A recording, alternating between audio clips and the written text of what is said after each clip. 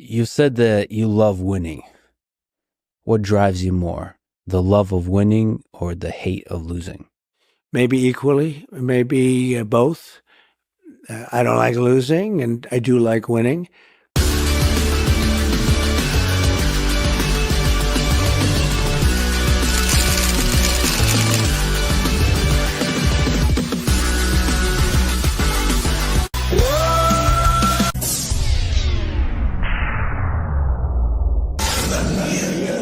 Say his name and he appears. This is a friendship that'll never ever end. Greetings and welcome to Winning 2024. How's everybody doing this evening? Hope you're all doing and living well. I'm Winning Reality and welcome to the show. First, let me start off by thanking all of the Winner's Circles members that are out there in the chat and out there supporting the channel. I appreciate you so much. And a special thanks to Shelly and Wolfram who support the channel over on Rumble. We are, of course, broadcasting live tonight on YouTube and Rumble. And away we go. Let me start off by saying hello to this awesome crowd in here this evening. Each and every one of you. You make it happen. If you're here, you're part of the solution. Wolfram, thank you for dropping these links. Remember, when you're here, always listen to the wolf. He knows what he's talking about. He wipes his paws, he lopes in, and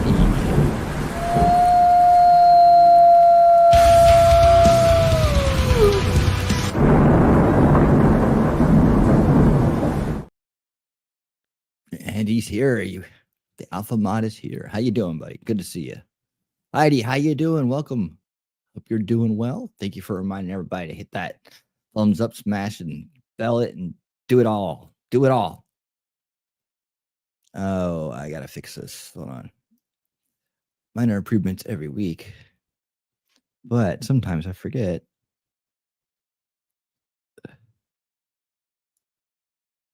Let's see.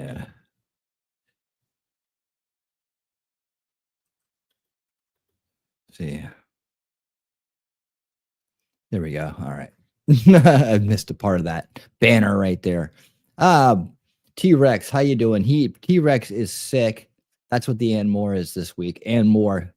T-Rex trucking and sickness. But he's driving anyways with an awful head cold. He has to keep the supply chain running, and we all appreciate this great American hero as he's out there making sure that we have all of our products and our goods, all the things we need to survive. That's T-Rex trucking and sickness. All right. Wolfram likes his intro. He likes his intro.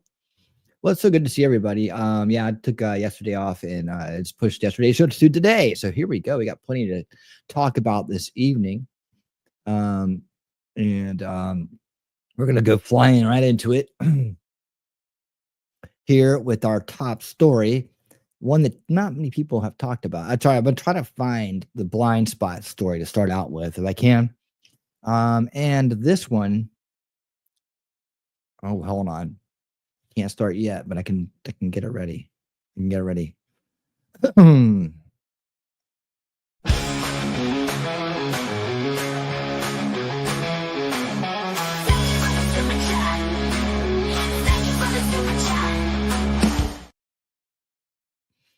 Thank you for the super chat, Talking Trash and Trees. $50 super chat to start off the evening. You can't ask for anything better than that. That's awesome. For always being in my corner, shoulder to shoulder, and handling my craziness like a champ. My awesome avatar. Now, Booby Me, you got it.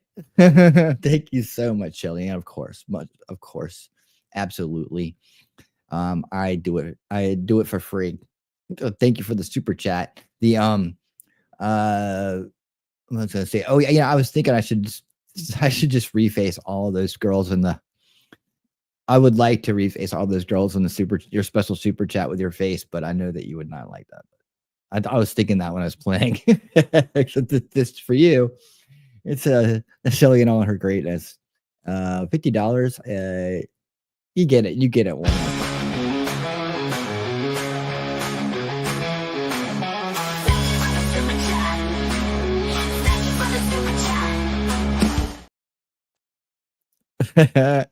I might just do it for myself.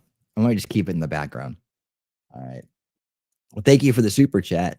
And that is a hell of a way to start the show. I know you you resisted doing that. I had to really use restraint. But here we go. Ladies and gentlemen, the deportation plan is underway in Texas tonight. This article, not seen by many, but it's out there. 100% on board. Texas offers Trump administration 1,400 acres to aid mass deportation. That's right. And you guys will not be able to see that unless I do something like this. Okay, I'm way over here in the corner.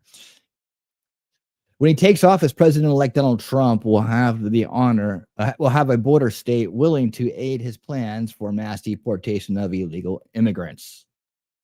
Texas has reportedly offered the incoming administration a plot covering more than 1,400 acres as a staging area for deportations. According to a note sent to Mr. Trump by Texas Land Commissioner Don Buckingham, the state is willing to provide a 1,402-acre tract in Starr County in the Rio Grande Valley at the very southern tip of Texas to the federal government. You know how the mainstream, lamestream media is going to spin that, right? He's setting up internment camps. There we go. I should have done this. Well, you know, minor improvements every week. Yeah, that's what they're going to say. But you know, they already have, the left has already set up plenty of internment camps. They just call them asylum shelters. They're the same thing. But this will just be instead of coming in, you'll be going out. And that works for us, right? That works for all of us who want a safer America and want a law-abiding America, because coming in illegally is breaking the law. When you break the law, as soon as you get here, what respect for the laws do you have? As we have seen, criminality and crime has spiked during the last 4 years due to the influx of illegals into our country. And it's so nice to be able to say it the way it should be said these days without feeling any backlash from any weirdos about saying what they are, illegals. There you go. You know what? It says I might also like the note, which was obtained by Fox News, was sent by Texas Land Commissioner Don Buckingham and refers to the land the state purchased from a ranch owner. Ms. Buckingham's office is fully prepared to enter into an agreement with the Department of Homeland Security, Immigration, and Customs Enforcement, or the United States Border Patrol, to allow a facility to be built for the processing, detention, and coordination of the largest deportation of violent criminals in the nation's history, the note states. In an interview with Fox News Digital, Ms. Buckingham said that she's 100% on board with the Trump administration pledge to get these criminals out of our country. We are more than happy to offer our resources to facilitate the deportations of violent criminals, she said. That's right. How about that, guys? Already underway. The plans are coming together for a safer America, a safer and more law-abiding America. And how about that? That's good stuff right there. Very happy to hear that. I'm sure you guys are very happy to hear that as well. And that's a great way to start the show tonight, I thought. Yes, indeed. What do you guys think?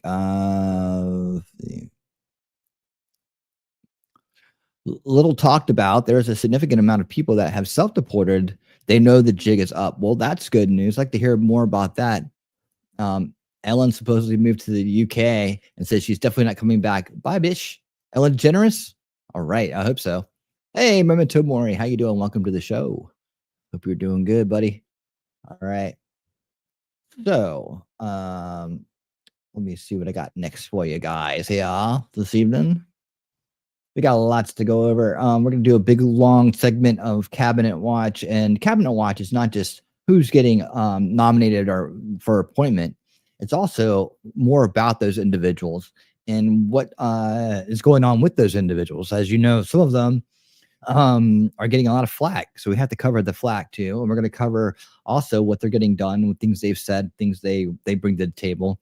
So we'll expand on that segment some to bring us more detail and more understanding about these great people who are going to step up and do a fantastic job in the Trump administration. Can't wait for that. Let me see what I got here first. To go along with this, we're going to jump right into a quick segment here that goes along with our top story. That's what I have for you.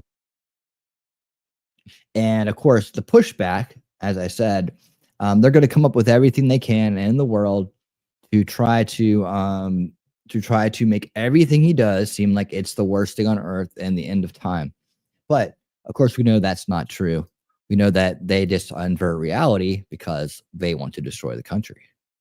And their poor mind-controlled minds, the poor brainwashed minds, they somehow think that it's justified, weirdly enough. But it's our turn. And we're going to make America great again. Yes, we are. All right. Liberals freak out, declaring they will protest against Trump using military force, or using the military for mass deportation. Now, I think when he means military, and I'm pretty sure everybody agrees on this, is like he's talking about the National Guard, right? The National Guard. National Guard. Not the military that goes overseas to fight wars. The National Guard, right? The National Guard. That way, our police officers and other law enforcement organizations can focus on the job they have at hand, which is making sure that the crimes here in our country get investigated and the criminals get punished. You see, they need to be sticking to their jobs. The National Guard has time on their hands; they can go do this. I think that's a good idea. And I've even said that we need to have a special deportation type regimen. I guess I don't know regimen. What's a good word I'm looking for here? We need to have a special crew or whatever that is specialized, that specializes, a special forces, special forces, a special group that is specializes in deportations. They understand how to track these people to where they're at, remove them safely, especially the criminal gangs are going to fight back, remove them safely, make sure nobody gets hurt, have a quick exit, from one place to the next, transportation ready, and everything else. So there's a lot that goes into it. And we need to have a crew that is broken up into teams that every team knows what they're going to do. Every team has an assignment and every team executes. And we do that throughout our 50 states until we get all of the illegals out. All right. Let's take a look at this story right here. Do it. The military on American soil? Check. To do it. The military on American soil? Check. A national emergency declaration? Also check. It's a guardrail moment for America.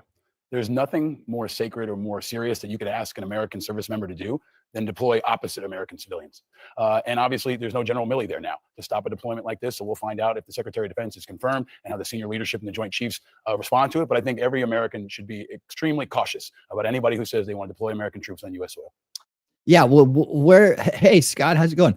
Where's the National Guard supposed to deploy? Look at this guy. He's such a clown. Where is the National Guard supposed to deploy? Aren't they supposed to deploy on American soil? If he declares a state of a national emergency, he can use active military. No, you guys tell me, right out there in the crowd. You guys tell me, especially you veterans out there. And I know I got quite a few veterans out in the crowd. Tell me, what do you guys think? National Guard, are they equipped to do this job? Can they be trained up and activated for this purpose? Is this the right call? Do we need to have active duty military? Now, when I say military, I generally, my archetype, right, is the soldiers that go overseas to fight wars. That's when I think of military. When I think of guard, I think of National Guard. I think of within the borders, here to keep us safe when the police aren't enough, when we need more. T-Rex Trucking and Sickness says, it is unconstitutional to deploy the U.S. Army on U.S. soil during peace times, but Trump is saying something about declaring an invasion or national that the can is the actual army. I think I know what you meant there, but the yeah, you know, we all know that you can't use American soldiers against American citizens, and that's not what we're doing, is it? That's not what we're doing. Scott, good to see you, man. That's the problem with all these actors and entertainers. They can't be trusted. They face the show as a careful, let's say, they face the face they show is a carefully constructed and practiced facade. Don't buy who any of them are. That's right. Let's see. I was on the JT6 for about a month back in '94, just watching the border, but it was military assistance to law enforcement. Okay. See, I don't it will be necessary to use. I don't think it will be necessary to use military or guard with the thousands of people who have volunteered and emailed the new borders to rejoin ICE to deport people. Well, I mean, I guess, but we're talking about going into cities, sanctuary cities. We're talking about going into rural areas. We're talking about a lot of work here. It would be great if they all just we give them a little. I mean, would you guys pay them to leave? Would you care? Here's a little bit of pocket money for you, and take a hike over there. Go that way. I mean, shit. It's already going to cost enough that's flying back to wherever they're from. But I think we need to do more than that. I think when we get them and we take them out, we fingerprint them, we photograph them, we ID them, and we make sure that they can't come back. I mean, you have to be you can't come back for 10 years, right? If you came in illegally, you broke the law. Instead of us putting you in prison, we're gonna kick you out, and we're gonna give you a 10-year for non-criminals, for people that don't already have existing violent criminal records. We'll give you a 10-year punishment, right? You can't come back for 10 years. I'm being nice, right?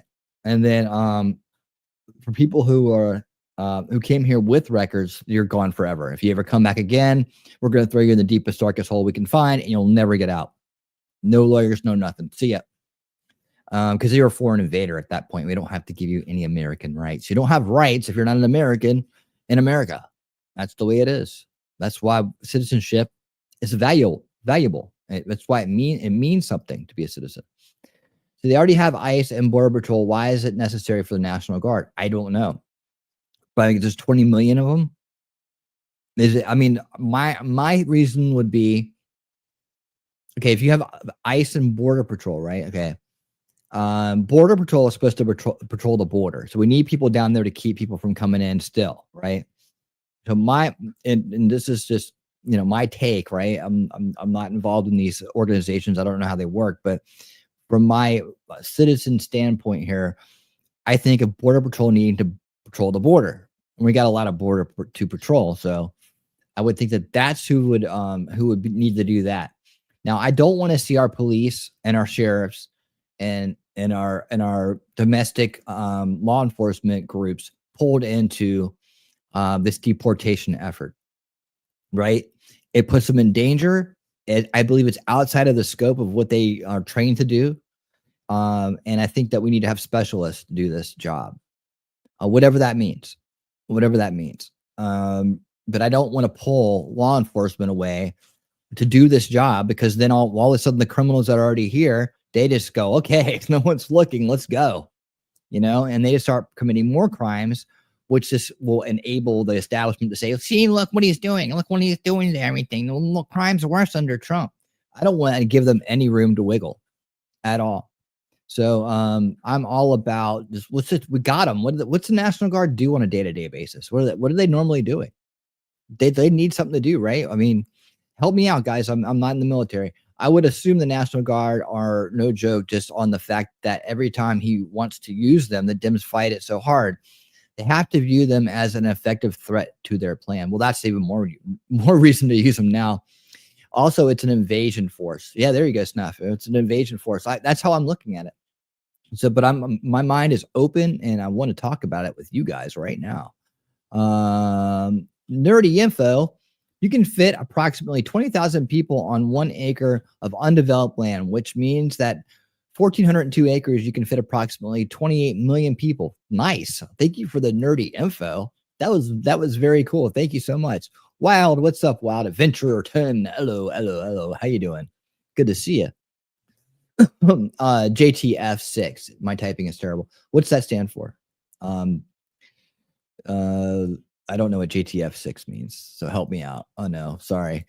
Hey, Just Don, how you doing? Welcome to the show. Good to see you. Happy that you're here. We are just getting underway. We're talking about the deportation plans. We talked about how Texas offered up 1,402 acres to the Trump administration to aid in the deportation effort to set up facilities there for processing and removal. And so now we're following that up with a nice little piece here, which we're talking about as we go. So welcome to the show. Let us know your 2 cents about it. We're already providing transportation too. Yeah, that's true. I mean, heck, when they go to asylum cities, after their stay is up, to give them a free ticket anywhere they want to go. Anywhere they want to go. That means your hometown. That's what it means. Okay, scrolling down here. Let's see. Here's where it gets sticky. How do we check immigration status? Computers. I'm not the most comfortable with the idea of some random federal agent checking everyone's papers. I do not support deportation. I do support deportation, but checking papers seems un-American. Well, they're not Americans. So does that make you feel better? No, I digital, all digital, man. I want fingerprints and photographs and names in computers, right? And that's for when we put the cameras up on the border, right? And they try to come back, facial recognition. I'm all about using technology for the betterment, right? I know that people can see it as Orwellian, but I think that's only when you have Orwellian people in charge, which we just got out of office. So I'm feeling pretty safe now with the people we have now. And I want to make sure our borders are safe. Facial recognition will help to deter. I think it would help deter people from trying to sneak back in, knowing that it could serve life in a dark hole, with no chance of parole or escape. I mean, just you keep sneaking into our country, right? What are we going to do with you if you won't listen? I don't know. I think you have to be really harsh and hope that you don't have to be really harsh. Like, I mean, ideally, we don't have to do any of this stuff. And I don't want to see any of that happen to human beings, right? But I mean, at this point, they've been enabled and they've been convinced that it's okay to do these things. And the only way to break that mind control is to show true consequences, and like I said, I mean, a lot of times Trump will come out and say things, right? But he's giving you the ultimate consequence. He doesn't want to have to enact it. And that's where the establishment will take it and run with it and say, this is what he wants to do. No, he's just saying, look, things are extreme and there can be extreme consequences to things. We don't want it to be that way. So please just don't do it. Don't come here. Don't try to sneak in. Don't try to come here and commit crimes and do those things. Go about it the right way. And if you're a good fit, you'll get in. All right. And think about it from a generational standpoint. Don't be selfish, right? If you really want your family to do well, then take the time, put in the work, get yourself here in a good way, right? And then your future generations can enjoy the country, and you'll be proud to call yourself an American, knowing that you earned your citizenship, rather than you sneak in and you start, leeching off the system. Yeah, and you can't feel good about that. Even if you did it and you feel like you got away with something, you still feel like, I'm just totally game in this system. I own this place. You can't have people coming in here thinking that way. It's going to make for a terrible, terrible future. And we need to have a good based moral future where people can feel safe, be healthy, and be prosperous within this great country. And I think that's what we're trying to shoot for here. All right. See, any more comments? Let's watch a little bit more of this, and then we'll take some more comments.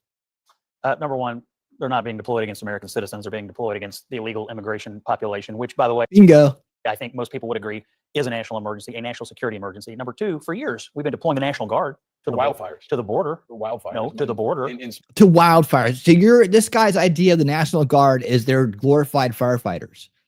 That's what Tulsi Gabbard is. That's what people who are part of the National Guard are. They're supposed to protect us, of wildfires. That seems like we're just making good use out of it during a time where they're not being asked to be doing anything. I mean, I think a lot of times we should use them when we don't. small numbers. To the This is a very different thing. mini state. No, You can't deploy them to. You got to make your speech. Is it a debate with you, or am I answering questions with the host? Because every time I come on, you want to sidetrack and take me into your talking points. By all means, No. have at it, my friend. You're the expert. Have at it. I'm no expert. I'm just a concerned You act American. like one. Have we or have we not? Have you served in uniform? See that this is a typical argument here, not a debate. It's an argument where he's not even trying to address the point this gentleman's making on the left, right? Left side of the screen, right? And he's immediately starting to ask questions instead of answer the questions. So answering the question with the question is just, you might as well say, okay, I lost the argument. I have served as a United States citizen and have read the But I think newspaper in this case, I might have a bit of experience that you don't. I'm no expert. He just said, go ahead and use your expertise, and you just said you were just a concerned citizen. Now you've flipped it around again. See, this is going nowhere. Like Gary said, when people are subverted, you can't come to reasonable conclusions with them because they live in fallacies, man. Their minds are full of fallacies. They're only trying to win an argument. They're not trying to find the truth. That's why we say it's more important than the truth than be right, right? This is the context of that motto right there. Is this guy wants to be right. He's not trying to get to the truth with this other gentleman who seems like he wants to get to the truth. I have not been to the border. Oh, so I also haven't been deployed She's like Kamala Harris. Yes, I have not been to the border. to the border. I haven't been to Europe. By all means, Regular military, is it? All right, guys. So we got to talk about more fallout from Trump announcing that, yes, he will declare a national emergency and use the military right there to deal with the illegal immigration problem. Okay, whether that be how else are you going to do it? It has to be done that way. Those out, it has to be done that or way. Also using the military to secure the border. All options are on the table. Okay, because this is what the American people voted for. However, liberals are not ready to accept that the American people voted for the largest mass deportation operation in American history, and they're already coming out and they're saying if Trump uses the military on the illegal immigrants, then they are going to protest, right? They're going to be protesting out in the streets against the military if the military is used to round up illegal immigrants in some of these shelters and to send them back to their countries. Take a look. I mean, I would just tell you that the election results tell me the priority that the American people want focused on is illegal immigration. That doesn't mean the they want priorities this are. solved. They want this solved now. They want to solve it. They don't want the 82nd Airborne dropping in New York City. That's okay. So what he's just done there is come in another fallacy. This guy's full of them because he knows that he doesn't have a real argument. Well, they don't want the airborne that's going dropping in on them. Really? I mean, do you speak for everybody? I mean, we don't think that we need that. We don't think that extremely. You know, we're not thinking that extreme as far as this goes, right? It's the archetype of war and the archetype of soldiers that's working in this guy's mind, I think. Or either that or he's just trying to completely muddy the waters and try to put a tarnish on a necessary step we need to take to secure a country. I'll tell you something. I think you're being a little dramatic. I have a shelter in my neighborhood, actually right in my neighborhood on the Upper West Side of Manhattan. There is a shelter that houses undocumented immigrants. And I can guarantee you, I can promise you with every fiber of my being, because I'll probably be one of those people, that if anybody comes to these people and tries to drag them out by force, there will be protests of people. You're going to get in the way, huh? That's probably a great reason we need the National Guard then. So you're making a case for the National Guard here. So you're not going to let us deport illegals peacefully. So you just made the case for National Guard. People like me, American citizens, who are going to stand there and do everything possible to prevent these women and children, which is all who these people are. How about the criminals? How about the terrorists? How about the How do you sort Stop. How do you know who it is? How do you sort through? You don't. That's why you have to get rid of all of them. They came here illegally. They're not supposed to be here. All right. They game the system. Your women and children are getting abused and getting used, and people are making billions of dollars, probably lining her pockets, and people like her pockets, in order to maintain this asylum crisis where they're making billions of dollars off trafficking women and children. Well, that's going to stop, and you can try to stand in the way of somebody that's trying to stop it, but you're going to get run over, and that's going to be your fault, not theirs. This is my thoughts on it. But I mean, what else are you going to do? We have to solve this problem, and people like busybody with making money on TV over there. We can't let people like that get in the way anymore. Let's see. T-Rex says, Scott says, I understand this completely. There isn't just scoop up people. They're going to have to search out a majority of illegal aliens. Oh, yeah. And then there are going to be people like this who are going to be trying to hide them. Dude, that's going to go in wild directions. And the faster we get on it, the less time people like her have to plan about it. Honestly, I probably would have gone quiet about this until I got in office. If I was anybody, it would have been under the table stuff. I wouldn't have wanted to give away my game plan too much. And then I would have hit the ground running on day one. And be like, okay, boom, boom, boom, boom, and move so fast. Busybodies like her and her little communist groups that they won't have a chance to try to gum up the works. But if people try to gum up the works, they should get arrested and get thrown in jail because they're interfering with us making our country safe again and making our country, making sure that criminality doesn't run wild in our country. I mean, I don't know how else to say that, but just making it safe again, right? But yeah, we have to search out people. We're going to process them. We're going to get them out of here. To make sure they don't go back. At the same time, securing our border, finishing the wall, then fortifying the wall. Like I said, I don't think the wall's done. Even when they put the last thing in the ground, the last piece of wall in the ground, and say, okay, the whole border is now covered in wall. Okay, now go back and fortify it. You have to go back and fortify it. You have to go back and technology, upgrade it with technology that's going to aid in border security. Those things need to be going in right now, immediately. We can't let this go. We can't just keep going on the way it is. And we have to be prepared for the worst case scenario, say in 4 years, for some reason, the open borders people get back in, right? We're going to do everything we can to stop that. But say they do, we have to make sure that we've got a 4-year head start on whatever they may plan to do. And them reopening the border looks like a very hard task, right? We have to fortify that border in many different ways, aside from just putting up a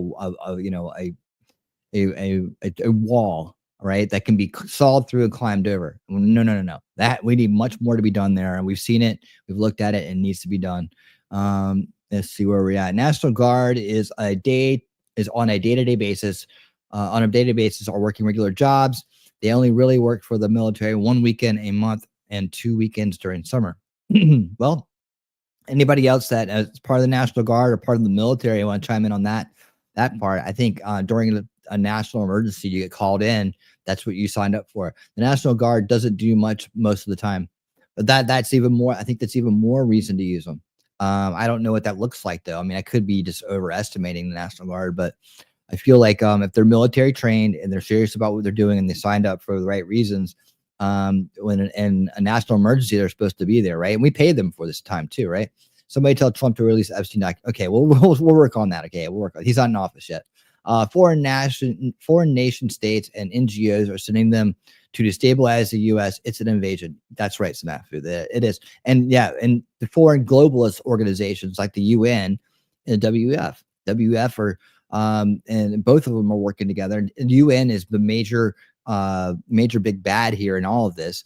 They are down there guiding them in, basically guiding them in. It's part of their agenda. It's part of Agenda 2030. They're not just doing it to us, they're doing it in all Western countries. They want to destroy sovereignty. They want to collapse us into their stakeholder capitalism and their master plan, which, believe me, we're going to be talking about for a very long time here. And we're going to be working on that, on how to stop it, how to reverse the damages that have been done from it. Agenda 2030 is the real 2030 is the real monster at the gate. Its tentacles are already reaching through the bars. It is already into very parallel construction is already going up for this plan. We have to reverse it. We have to get rid of all of their ideas, all their languages, all their assets, everything that supports that agenda, everything that enables it has to go. It has to go. Ronnie, how you doing? Good to see you. The Texas General Land Office, the GLOW, purchased 355,000 acres of land for the facility. Okay, cool. We were just talking about the Texas offering 1,402 acres to the Trump administration to build a facility, and the Rio Grande area. Was it something Creek? Rio Grande area, and that's how that was our lead story tonight. So you're saying that the Texas General Land Offices has purchased an additional 355 1,000 acres of land for the facility. That's even more. Heidi was saying that 1,402 acres could reasonably facilitate 28 million people moving at, I guess, at one time. I don't know how packed in that would be, but yeah. Let's see. So let us know more about that. Thank you for that, Ronnie, and good to see you. Bill Gates is the largest landowner of farmland in America. Just push him into it, right? Oh yeah, it's another guy that's gotta go. Only Americans have papers. Yeah, I guess. I mean, I don't know what papers are these days. A driver's license. That's all I got, and I got a driver's license and an expired passport. So come and get it. Jacob Castro, what's up, my friend over there on the Rumble side? What you doing over there? Jacob Castro and Andre Diet. I didn't see you over there. How you doing? Andre Diet, good to see you. Welcome to the show. Happy that you're here. Good. All right. So you guys got some rumblers over there talking, chatting it up. There you are. I see you right there. Cool. God bless Texas. That's right. God bless Texas. Let's see.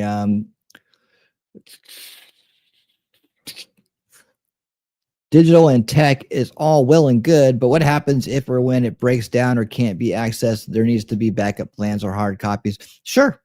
I'm all about redundancy, man. Start with that. Redundant, make it redundant. You have failover systems for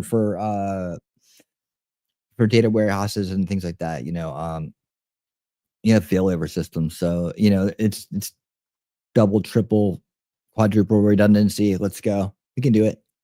It's done. It's doable. All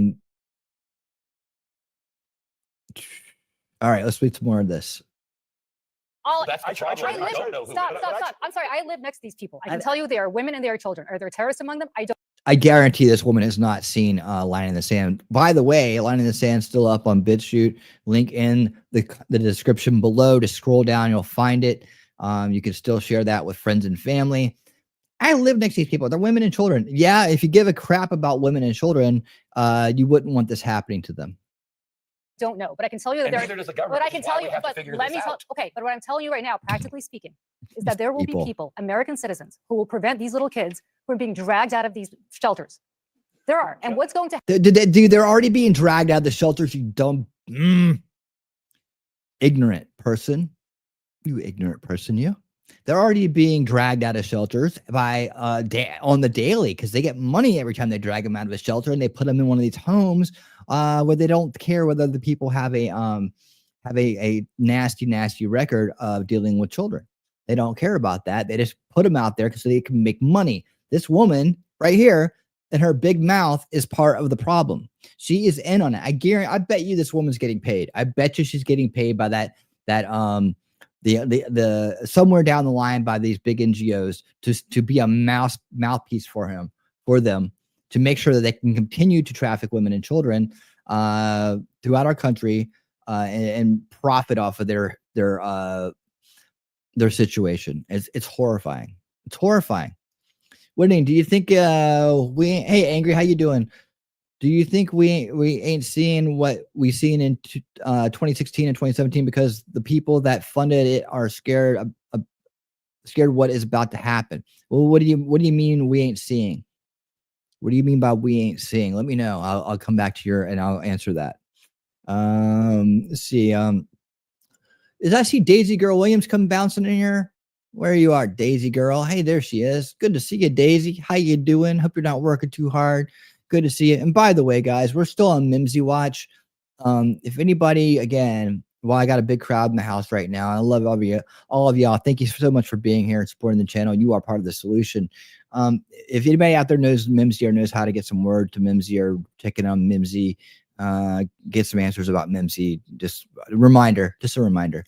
So, okay. So Ronnie says, I'm sure we're going to have a mass rush before the end of the year. They already started trying to push people in faster and faster and faster. I think now that he's been elected, they're going to still try to do it. I mean, I always worry about mass amnesty during this time, like between administrations, that one is a pro open border and one is a pro safe America. So I hope they don't try anything crazy. We're going to get to some crazy stuff they're trying already later in the show. But that, you know, I hope they just leave that alone. I hope they leave that alone. Let's see. All right, let's go. This woman's driving me crazy. To happen to these people? What is going to happen to the military when the military opens fire on us? Look at that. She's already decided that the military is going to open fire. When's the last time that's happened? Now, what you need to do is get out of the way so you don't get hurt. You know, you need to be a law-abiding citizen and go. She's not going to be out there. She's not. She loves herself too much. She's not going to be out there standing in front of any National Guard trying to protect illegals from being deported. She's not. She's full of shit. No one's. We're way down a rabbit hole here. Right. No, he's absolutely The right. challenge of sorting through them is mammoth. We had a hard time doing it in Iraq. Okay, so it's hard, so we shouldn't do it, is what this guy's saying. Hey, Graham, what's up? Let's just annex down to Panama. Well, there you go. Grimm's bar with the practical solution. I love it. Okay, our troops have had a hard time doing it in Afghanistan. Trying to ask them to sort through who's who and implement a policy like this, here in the United States is like nothing we've ever seen. Actually, I mean, this guy is living in fallacy land. He really doesn't have an imagination or something. You know, I feel sorry for this guy over here to have to deal with this table full of idiots. I really do. They just come up with the worst case. What if the moon crashes into the earth? Oh my God, that can do it. The moon could crash into the earth. That's when people go too far. I always pull the moon crashing into the earth example. When they're trying to vampires should come out of the grave and start sucking everybody's blood. What about a zombie apocalypse? What about that? What if that happens? You know, and we had a hard enough time in Iraq. What about a zombie apocalypse? It doesn't make any sense. It don't make any sense. And you're on TV, probably getting paid a pretty dime to sit there, right? You're probably getting paid a lot of money to sit there and sound like a freaking idiot. You know, meanwhile, people are like struggling in their day-to-day lives that make much more sense than you. You know, and there you are being an idiot because you did something once in your life. Hold on. Maybe the only precedent we have is internment camps during World War II against Japanese. Oh, here we go. Now we're back to putting Japanese in internment camps. I mean, this guy has nothing, absolutely nothing. He's probably a show for the military-industrial complex. He's probably a show for the UN. Who knows? Whatever he's saying doesn't make any sense. And usually when people don't make any sense, they're working for the bad guys. Well, we already know he is, but. There's not a military precedent for sorting through who on the Upper East Side is an illegal and who's not. And you're asking a 19-year-old, right, holding a weapon who signed up to. Now it's a 19-year-old with a weapon, and we're asking them to go do something that evidently they're not going to be trained for. We're not going to train people before they go do something. There's no precedent for us training people to go do something. We never do that. We just throw them in. Go get him, 19-year-old. Here's your gun. Fucking stupid. Serve his or her country to thrust themselves into maybe the most fraught political topic that we've got in this country. Well, now it's a political topic. Now the 19-year-old has got a gun. He's untrained, and he's being thrown into a political topic. Oh, my poor 19-year-old! My heart is bleeding. It's bleeding all over the place for this poor imaginary 19-year-old with a gun who's been untrained and asked to be part of politics now. People want a solution, but they don't necessarily want that one. You twice now insinuated that Trump's going to send the military to round up American citizens, which is totally false. There are 1.3 to 1.6 million illegal immigrants in this country today who have already received deportation orders from a court. You can start there. There's another population, as Mark said, that have either committed violent crimes in the United States or committed violent crimes where they came from. You can also do that. That has nothing to do with the people in your neighborhood, has nothing to do with the person in your office, and has nothing to do with whatever the hell you're talking about. Look, this is what the face, when somebody makes sense, this is the face that someone who doesn't either understand it or is there just to disrupt it and subvert it makes. What? I'm not listening to a word you said. It has to do with getting people out of the country who do not belong. How are you going to deploy the military? Give me how exactly you would deploy an active duty military unit to respond to this crisis. I would use the military in conjunction with local officials, what does that look local like? Law enforcement, county sheriffs, people who know their communities, because I assume a lot of the local sheriffs and jailers are going to be the people who end up housing some of these folks before they are deported. But there has to be some purpose. What's the mission for that young private? What is he actually going to be tasked to guard a The gate? young private. Oh, the young private is going to take guys. Young privates, they make all their own decisions, right? Like what it's going to be. What's the young private? The poor young private. He's just 19, guys. He's just 19. He's got a gun. He's untrained. He's been thrown into this political soup. The biggest political issue of our times. What's his mission? This poor 19-year-old. This guy is such a joke.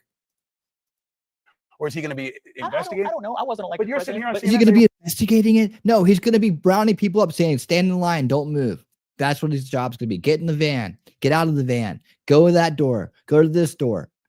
All right, come out, get in the van. That's his job. Go down this hallway. What do you want? What do you think's going to happen? This dude thinks he's back in Iraq or something like that, and he's going into the desert. He's going to the Desert Storm, right? And to get to Saddam Hussein. It's like, that's not the same thing. We're going to go town to town in a foreign country. No, this is America. Listen to what this guy's saying. Once you guys put your heads together and come up with a plan together instead of trying to put it on each other. Let's say, well, it's a good idea. Like I said, I got a plan.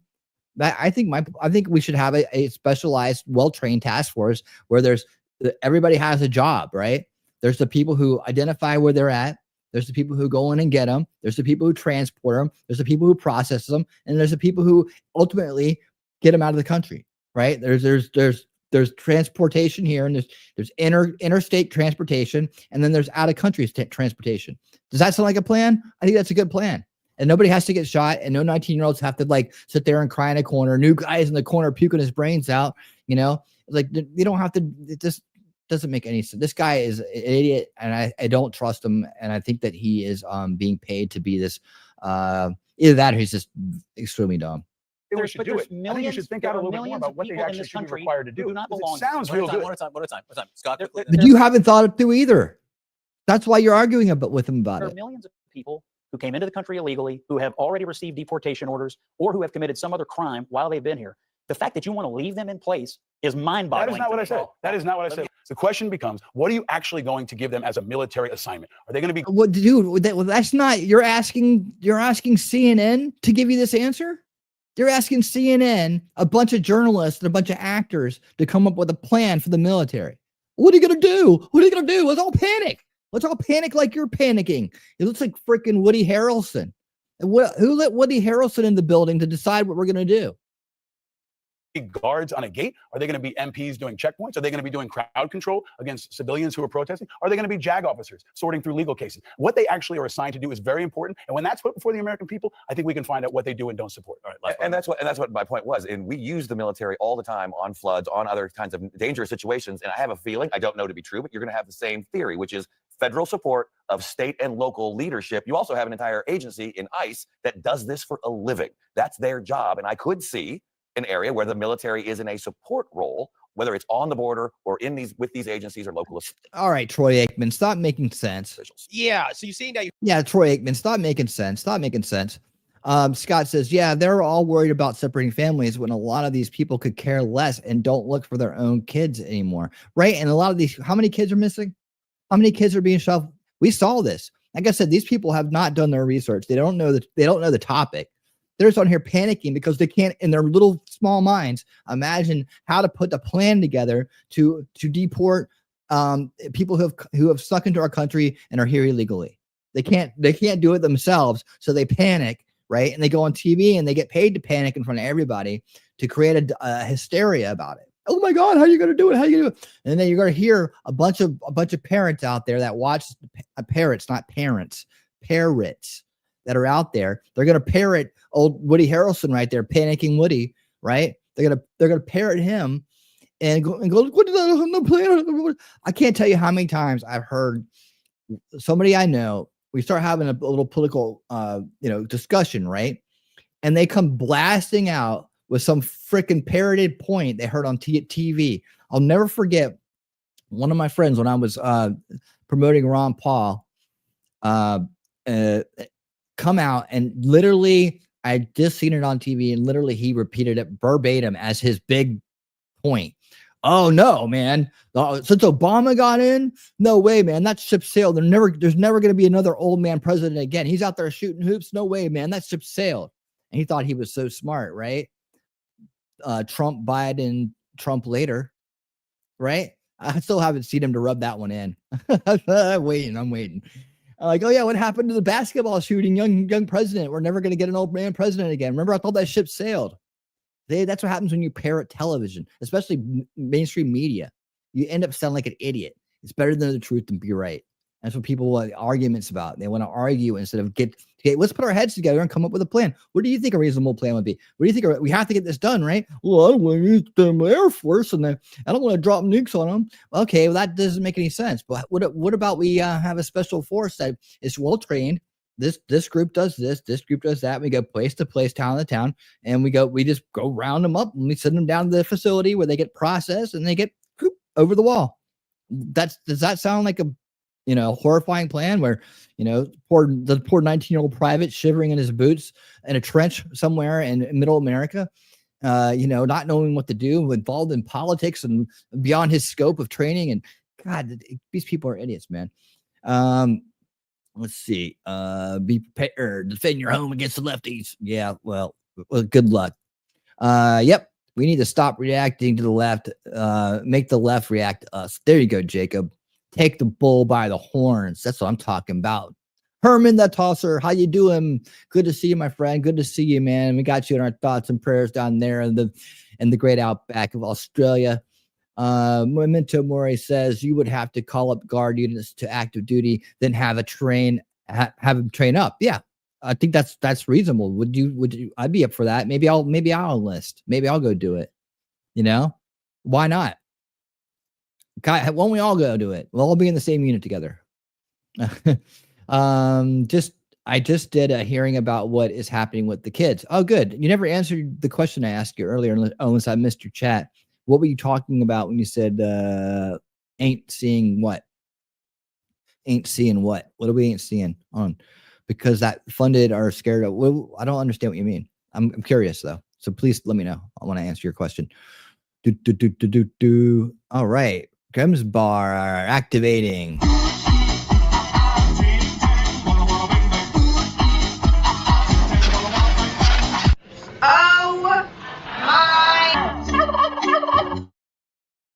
Snafu, thank you for the $1 super chat. Appreciate it. Grimm's bar, thank you. I'm sorry. Talking trash and truths. Thank you for the $2 super chat. Grimm's bar, can you repeat the question? What's the question, Grim? Oh, wait. And Grimm's bar, $2. What's your position in redundancy again? Redundancy of what? What do you mean? Redundancy of technology? Strong. I have a strong position. I believe in redundancy. I believe that in redundancy. Back up your servers, ladies and gentlemen. If that's not the redundancy you're talking about, then I'll just let me know in the chat and I'll address it correctly. I live next to these people. There are women and children. Are there gangs? I don't know. I don't know. That's hilarious, Wolfram. That's hilarious. That woman is originally from Fox. She was caught in a lie that she left over. Yeah. Well, I think she's still lying. I think she's still lying and flying. The National Guard are commanded by the governor of the state that they are in, and while they can be federalized, it's extremely uncommon and not easy to do. Well, I guess we're going to start with the states we need to start with. Get there, go there. I think the deportation orders in ICE is a good way to start. ICE knows how to handle it. Go send ICE after everybody with a deportation. That's 1 million people, he said. Okay, and then people with criminal backgrounds that came into the country illegally. That can be a law enforcement thing. I just don't want to pull cops into that duty. I really don't. But maybe cops want to be in that duty. Maybe I need to talk to more policemen about it and our cops about it. And maybe they're special departments that can be in charge of that. And maybe they don't need as many people as I can imagine. But I'm open-minded. I'm open-minded about that. I'm not going to be like worst case scenario. What if the damn moon hits the planet? And then if zombie apocalypse breaks out and then we're throwing Japanese people in internment camps again all of a sudden. And I ain't going to be Woody Harrelson on this shit. Knock off Woody over here. Let's see. Stop it. All right. Let's see. Where am I at? Hey, Thomas, how you doing? Probably because she knows the illegals that are in those gangs will be dangerous enough that they would be shooting first, but she won't admit that part. Nah, she's full of shit. She's just trying to shit stir. She's a professional shit stirrer is what she is. Let's see. Remember that kids in cages thing? Obama did that too, right? Oh no, I know they try to make sure that it's all brainwashed into the people think it's all Trump. But man, that's the people that haven't seen line in the sand too. The same ones. I see the count has joined us. Product of Tide Pod Addiction. How you doing, Count? Good to see you, my friend. All right. Andrea Deitz over there dancing, skeleton dancing. All right. Yeah, they're a bunch of infidels, aren't they? CNN. Ugh. Get the militia. The militia. It's the militia. That's right. That's my Rick Light impersonation there. Hey, Lex, how you doing, my friend? Good to see you. Every time they bring up internment camps, I would say, we're not Democrats. We don't put people in camps. Good. There will be and already is policy. He's unhinged. Always. All right. Man, Morph Trust is over there on the Rumble side. Leavitt, how you doing? Welcome to the show. Good to see you. Good to see you, sir. All right. Let me scroll back up here so much. All right, let's hear what Greg's take on this is. We're usually pretty aligned. You heard that. Okay, that was a very, very, very interesting discussion. Okay, and the reason why is because clearly you can see liberals are freaking out about the possibility of the military being used to help conduct mass deportations. And they're freaking out because they are trying to essentially frame this as the military potentially being used on the American people, right? That veteran claimed that, hey, we should be very, very, very concerned anytime the military is deployed on American soil, as if that's never happened before, right? As if we've never used the National Guard on American soil to deal with domestic issues, right? The National Guard is a part of the military. Also, on top of that, using the military on American soil does not mean using the military against the American people, because illegal immigrants are not American citizens, right? I love how right. I know it's like, I mean, Greg, I feel like Greg is just going to explain to them what they need to hear. It's like, but I don't think they're doing it. I don't think they're being sincere. I really don't. I mean, how can you be sincere? Mention more when you say dumb shit like that. So trying to explain to them or everybody else what they're trying to say is, I get it. I mean, it seems like it's always like you have to do it because you feel like people are going to actually buy into the hysteria. All they really have to do is change the Posse Comitatus Act. Posse Comitatus Act. It's not the Constitution. It's just an act that says the military can't be used against citizens under normal circumstances. The only thing the Constitution says about it is that troops cannot be quartered in civilian homes. I mean, come on. Do we have to worry about that these days? Jesus Christ. Oh, no, the troops want to stay here. Oh, no. Most people be like, oh, whatever. Thanks for your service. Come on in. Want a hot meal?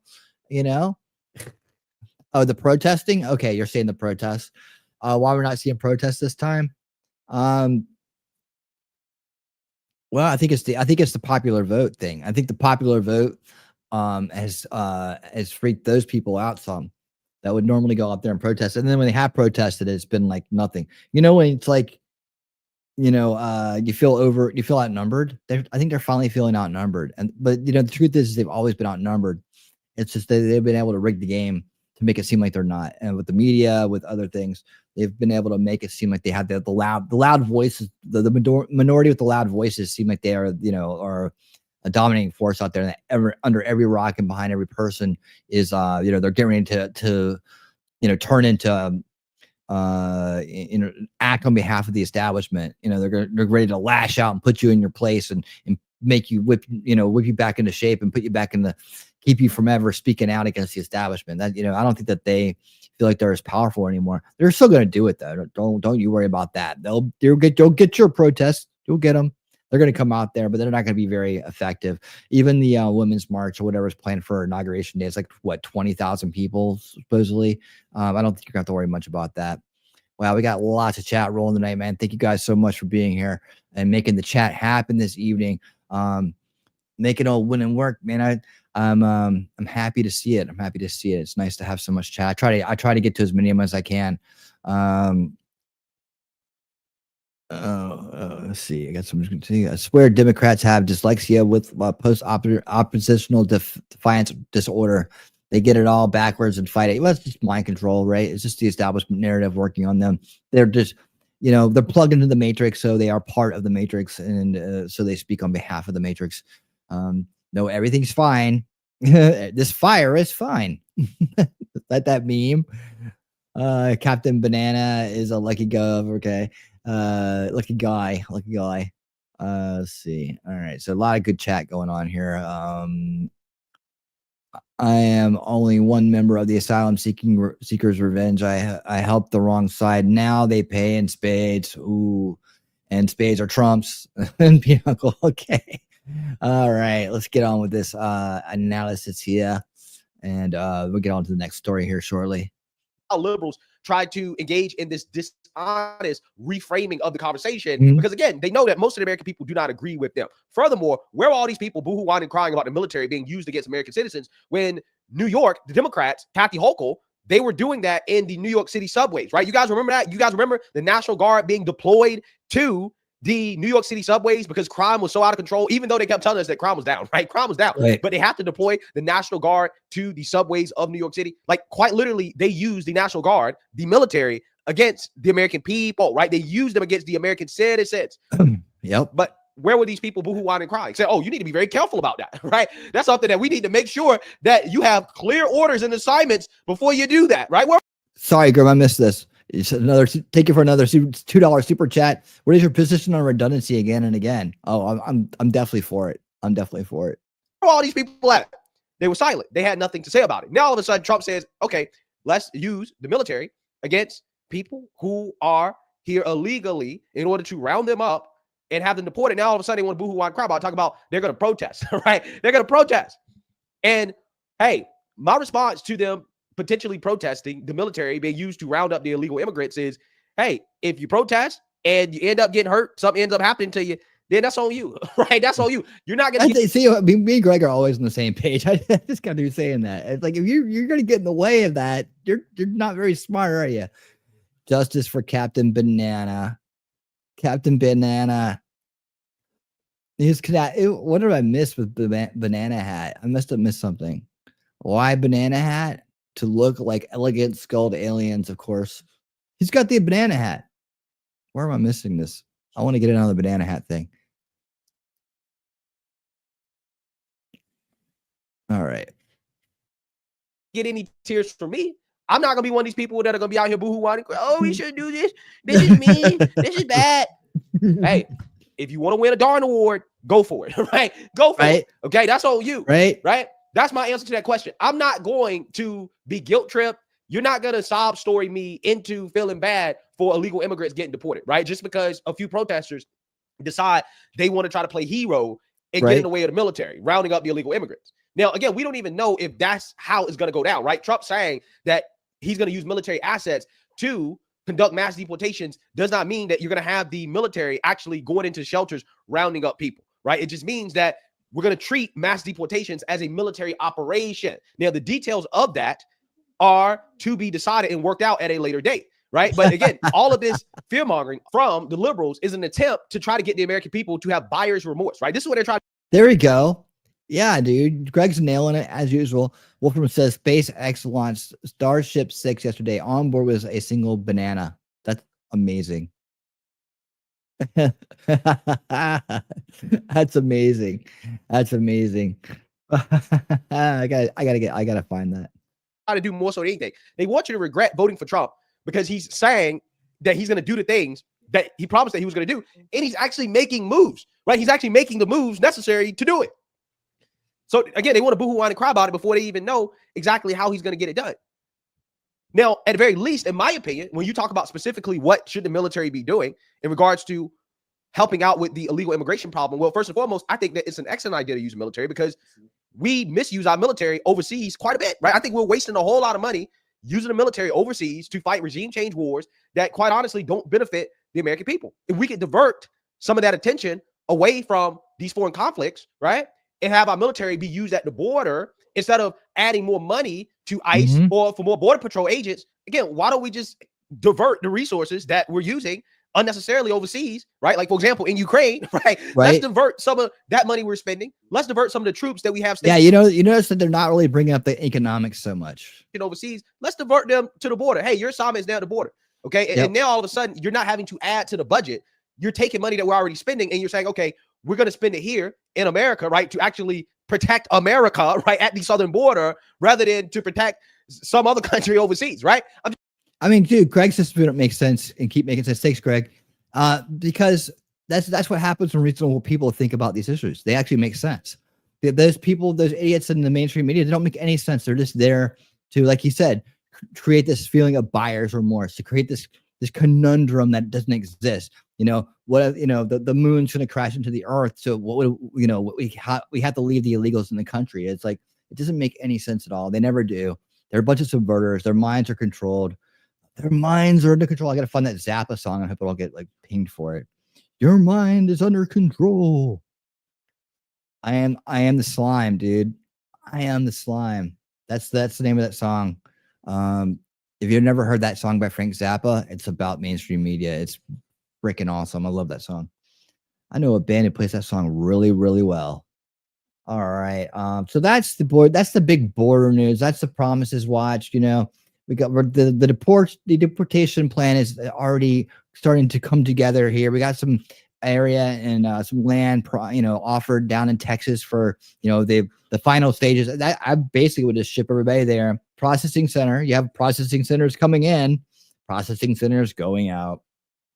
Take them from one to the other.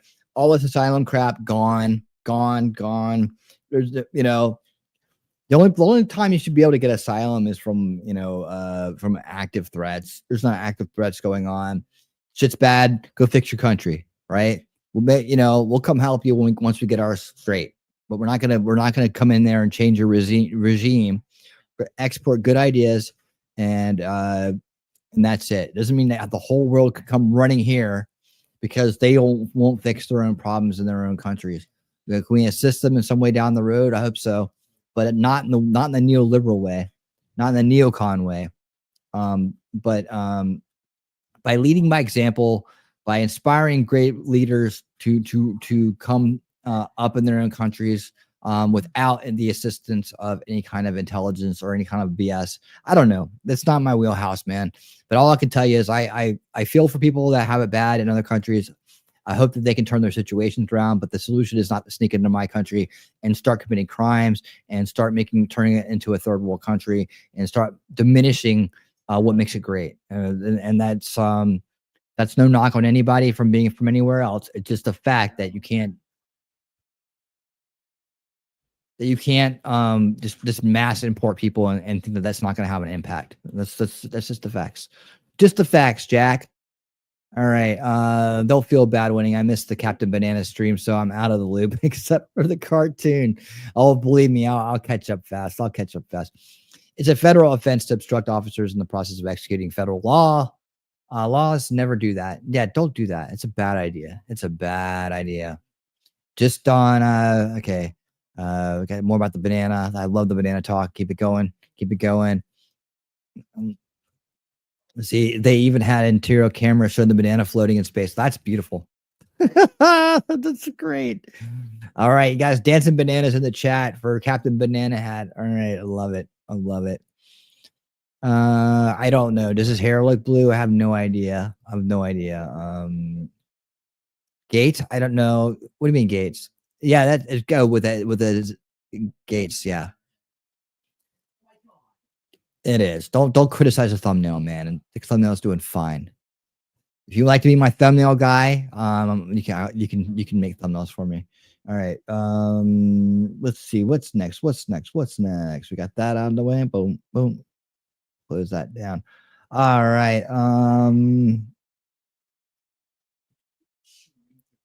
What does it say?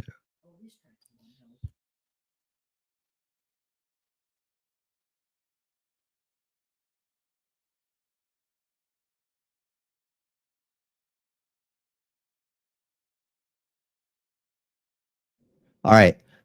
Breaking Trump. Okay, so we'll do one quick hit on this. Well, actually, let me save that. I want to save it. I don't want to go there yet. Let's PA rig fail. Let's go to the rig watch. I got a bunch of stories on this, but I think I only need to really play one. And I think it's this one right here. Yeah. Let's talk about PA. We've been keeping an eye on what's going on in Pennsylvania. Since it started. And so, after the election, they kept counting, right? They kept counting and counting. And in Pennsylvania, and they decided they're going to count illegal ballots. We watched the numbers go up. We watched counties try to flip. And I put it on the radar of Gary Franchi. I put it on the radar of other people. I just started talking about it early on, and then the news started coming out. People started catching on to it. I'm not saying I had anything to do with it, but it got around, right? It got around, and we've been on it since that. So I'm going to check in with somebody who has been very, very, very awesome at keeping on top of the rig watch. And that is Robert. Robert, come on in and let's talk about what's going on in Pennsylvania and how their attempt rigging by trying to keep counting illegal ballots seems to have failed.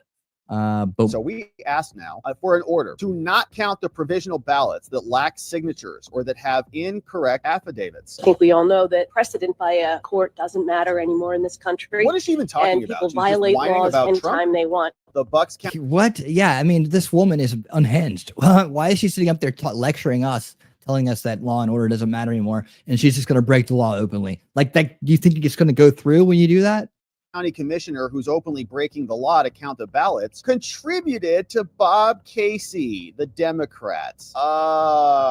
Democrats have been finally ordered to stop counting ballots illegally in Pennsylvania as they try to steal another election there. This is what Buck's GOP posted, saying the Supreme Court from Pennsylvania has now come out and is ordering all 67 county boards of elections to stop counting the illegal ballots, saying shall not count misdated and undated ballots. Now, this was a big issue because what had happened is Pennsylvania Democrats were openly admitting that they were counting illegal ballots. They said it on the record. We don't care. We're going to do it anyway. But you know who this guy is? Mark Elias, the Democrat dirty trickster, they say, over at the New York Post, who is trying to steal a Senate seat. He went flying in there and was basically trying to get these votes counted. And the Republicans were suing to stop the counting of illegal votes. And we know him. He was a guy who was very active in 2020, was filing lawsuits all over the place. Hundreds of lawsuits were filed in 2024. We covered many of them here. You guys smash thumbs up button. Back the Senate seat, which is currently in the Republican camp with McCormick the victor. That would be a major pickup for them. So he's there. Republicans filed a bunch of different lawsuits. You can see a bunch of them came out. They look like this in the court of Philadelphia County and others. Before we get to these, let me just share with you what they saw. So Republicans are saying, wait a minute, they're going to count ballots illegally? Yeah, this is the video. We saw these three people on one of these boards who's getting hit with these lawsuits was saying the following. Yes, please sue these people. Sue them. And take away their goddamn chairs and throw them out of the building. We reject all three categories of these ballots. Your motion is to reject because we're bought off by the establishment, you see. or dismiss the challenges in this category in front of you. Correct. Yes. We're all because I think we all know that precedent by a court doesn't matter anymore in this country, and people violate laws anytime they want. So for me, if I violate this law, it's because I want a court to pay attention to it.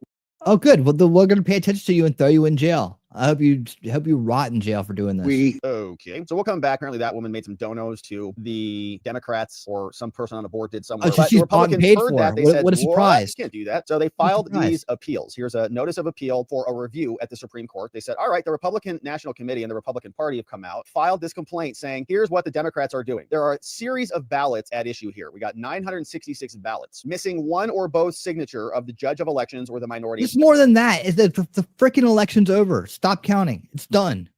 Okay, so something is missing. 663 missing or incorrect information is required on the affidavit. 50 of those. Voter failed to check the reason for casting a provisional ballot. Okay, 227 people didn't check the box. Multiple defects on the same affidavit, including missing board worker signature. And it's not just that. So they say the board decision to count all of those, and this is just in one spot. Try to so flip over counties. This one went to Philadelphia. This one went to Montgomery County. This one went over. And you know what? And all this going on in Pennsylvania, it's out in the open. No one's going back and addressing the problem in the F curve in Wisconsin. No one's talking about Las Vegas and what happened there, the F curve that went on there. There's two F curves that seemingly happened after the election, right? And it's like that. This is the bullshit that has to stop. And we could have had two more seats.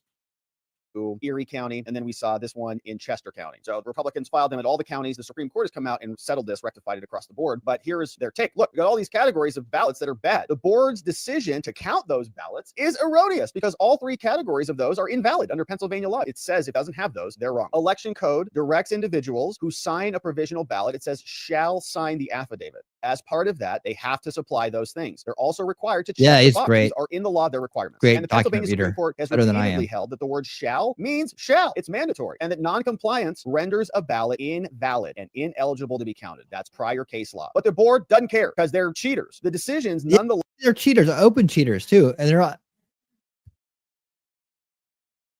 open cheaters too. You know, they just to count I those love it. I ballots. love the fact that they're so unhinged that they're going out and on record confessing to their crimes so they can be prosecuted very quickly.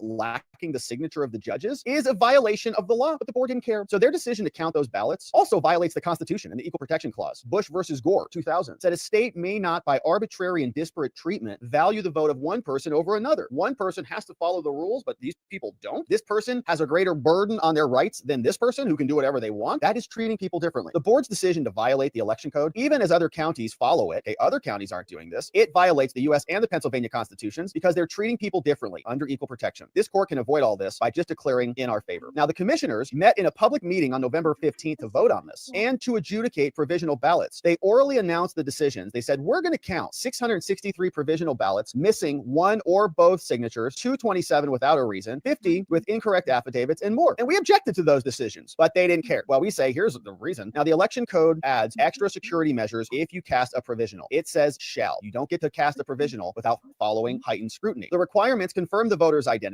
and it shows that the ballot was actually supervised. Why? Election integrity. We put it into the law. If the voter does not complete the affidavit or they don't fill this out appropriately, the ballot is incomplete and it cannot be signed and counted. The judge already explained this. If the election code unambiguously requires a signature, then the requirements are not directives. Okay, it's not a directive like. All right, so are we got to finish this thing or what? I mean, I want to see that we get the codes and all. I want to see what's going to happen. They stopped this thing from happening, right? They said stop. 30,000 votes last time we checked. So here's what Fetterman was saying about this. He got asked, well, you guys are still fighting this. Are you going to concede, or are you going to take this to the Supreme Court, or where are you at, Fetterman? Behind Dave McCormick, Democratic officials in at least one key county, Bucks County, voted to count about 115 provisional ballots. They're missing a signature, despite the Pennsylvania Supreme Court previously ruling that those are invalid. I want you to take a listen to how one Democratic Bucks County commissioner justified her actions. I think we all know that precedent by a court doesn't matter anymore in this country. What is she even talking about? People She's just violate whining laws about anytime Trump? they want. So for me, Immunity? if I violate this law, it's because I want a court to pay attention to it. So the Washington Post editorial board called that, quote, corrosive to democracy, unquote, and said, quote, county officials do not get to decide whether a legal requirement is material and must be followed. Courts do, and they have spoken clearly, unquote. What's your take? What's your response to that? They do that all the time. Okay, Jocelyn Benson does that. The Secretary of State in Pennsylvania did that, decided, well, we don't have to match the numbers on the forms from overseas. These people with their fake power, man. I think they're so powerful sitting there that they can just ignore the law. MAHA voters, because that's not how they interpret the law. So their indicia, the check boxes that they think are appropriate, they just say are not material, and they interpret it in a way that enables their party to get illegal votes. That Democratic official deliberately announcing that they're going to defy court orders and count these provisional ballots. Well, again, I'm not going to chase every kinds of votes, things like that, because I think you just pointed out that it refers to about 115 ballots, and that's not going to have an impact on this race at this point. So where we are now? Yeah, but all the other county too, man. Just stop. All right, we're good. It's over. It's over. It's very, very close. And I guarantee you, if Dave McCormick were in the opposite situation. So I guess his point is it's a small number. So if you break the law and it's only a small number, it's irrelevant. Stop whining about it. It's not that big of a deal at all. Just, I guess, eat it. Now, Michael Whatley, the GOP chair, said the following, says, we have now won. The votes cannot be counted. Okay. Ruled yet again, undated ballots cannot be counted. Yeah, in no more Pennsylvania as well. counting. So it's the undated ones Stop as well. the counting. No more excuses. Election officials in Bucks, Montgomery, Philly, and other counties have absolutely no choice. They have to reject illegal ballots. We will hold them to it, protect the vote. Now, that woman that you listened to in this clip, do you think if she was on Unhinged? the line, do you think if there were like 3 people in the room and they were all of her disposition, do you think that order from the Supreme Court would matter in any way, shape, or form at all? Like she would go, she's counting the ballots, and this order comes down. Do you think that's going to change whether that ballot in her hand counts or not? Do you think she'll count it or not count it? She'll clearly count it, right? Even though the Supreme Court said don't count it. Here's what Town Hall put together for us. They say they're still trying to steal a Senate race. They just got told by the Supreme Court there, but we'll see if that changes anything. The state is preparing for a recount, and the boards are now counting, or were as of this morning, ballots illegally. Now, here is some interesting stuff. Apparently, this one Here's the woman, rest of it. Diane Ellis Marsiglia, the Bucks County Bucks commissioner County. who's openly breaking the law to count the ballots, contributed to Bob Casey, the Democrats. Isn't that interesting? $600. So the people who are in charge and the referees of the elections are cheating and counting illegal votes for their favored candidate. And even the Washington Post is saying it's corruptive to democracy. Tonight we're tracking something truly. It sure is. I mean, they just got to stop. They just keep counting and counting and counting. We know the plan. We know how they do it. We know how they cheat. And it's time for it to stop. We put up with it. We dealt with it in 2020. We dealt with it in 2022. We're not going to deal with it anymore. Game over. Your little cheating game is over. We're not doing it anymore. Stop. It's, man, Gaetz, get in there. Gaetz, get in there and just shred these people. Shred them. Shred them. Make everybody who breaks the law pay. And let's see. That's this one. Okay, that's the other one. Okay. I still want to save that one. Speaking of Gaetz, let's see. I might save that one for tomorrow. Actually, I want to save that one for tomorrow night. Let me pull it down a little bit more. We don't need that anymore. Yeah, we got that, and that. Okay, cool. All right. So speaking of Gaetz, right? Gaetz has been all over the place in the news, right? They are so scared of Matt Gaetz. It makes me just so happy that he's going to get in. The more scared they are of him, the better it looks like the best choice that could possibly be made, right? We all had our, and nobody, I don't think anybody thought about Matt Gaetz. I didn't hear anybody talking about Matt Gaetz being AG, but man, I'm happy that they're going to let him do it. And they're trying to get him on all walks here. Let's see, there's the cabinet watch. Let's do that. The cabinet watch is coming up next. We got to walk into this with some more of the rigging that's going on in terms of just media perception. And what they're trying to do to Matt Gaetz. And Matt Gaetz will be featured. Every single person featured a few times here tonight because he's just flying through the news cycle. Of course, this is the big story that's out there right now. Let's talk about it. Yeah, 100% Matt Gaetz. Let's go. We get Matt Gaetz t-shirts now. He looks like some kind of 50s singer. I can't think of his name right now, but Dexter Poindexter or something. I don't know.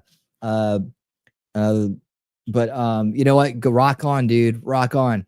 But Matt Gaetz, they want to do everything to drag his name from the mud. They don't want him to get in. They're scared.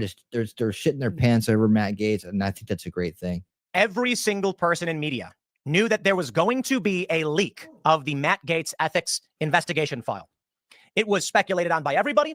Matt Gaetz mysterious hackers. They always show up right on time, don't they? Resigns from Congress as he's nominated to be the AG. He says this is, you can't have that many absences. And Mike Johnson said this will probably give us enough time to try and fill the seat before January 3rd. Makes sense. The Democrats and the corporate press argued that Matt Gaetz resigned because this would get him out of Congress before the ethics panel could release this damning investigation. I'm going to show it. He was in adult relations with a woman when she was 17. Now, these accusations are considered to be bunk.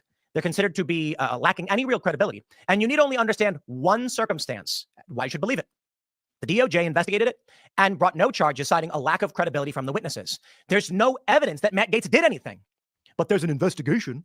Yep. They claim to have two individuals claiming that it indeed happened, but these individuals were deemed to have no credibility and no charges were ever brought. So I don't care what two random weirdos have to say about Matt Gaetz.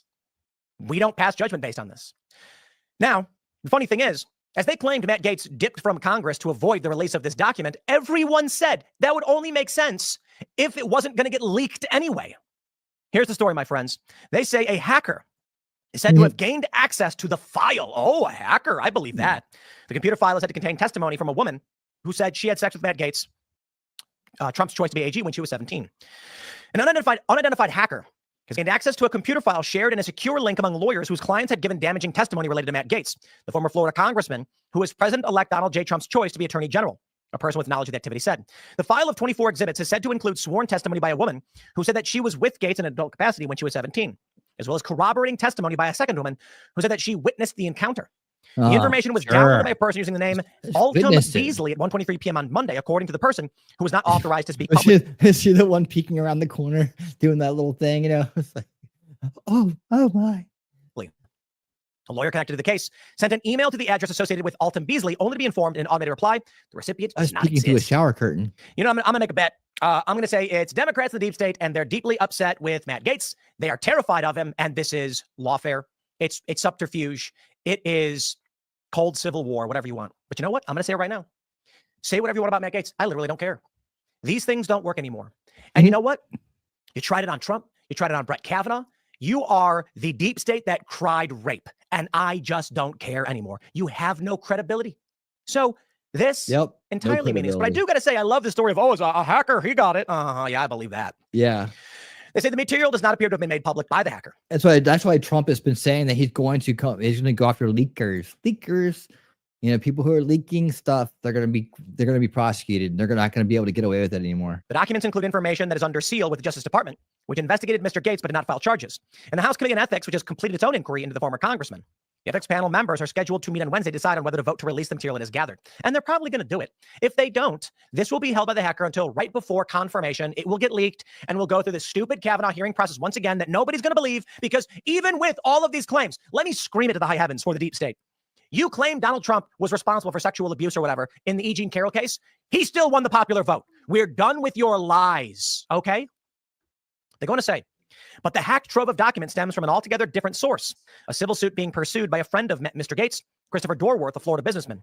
Dorworth filed the suit against both the woman who says she was in relations with Gaetz when she was a minor, and Joel Greenberg, an erstwhile ally of Gaetz, who was serving an 11-year prison sentence after pleading guilty to federal trafficking charges involving the woman.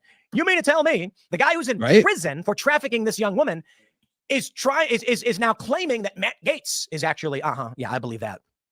Mr. Dorworth has claimed that he was defamed by Mr. Greenberg and the woman, both of whom had told federal authorities that Dorworth hosted parties where they, and Gaetz and others took drugs and openly had sex. In mustering the defense, lawyers for Greenberg and the woman have solicited sworn statements from others who they say were witnesses. The 24 exhibits were attached to a motion prepared by lawyers for Mr. Greenberg and the woman in response to Mr. Dorworth's suit. In addition to the depositions from the woman who was a minor at the time of the encounter and the woman who said she was a witness, that information also includes sworn testimony from Mr. Dorworth and his wife, as well as testimony from Michael Fisher, Mr. Gaetz' former campaign treasurer, who is also said to have attended the party.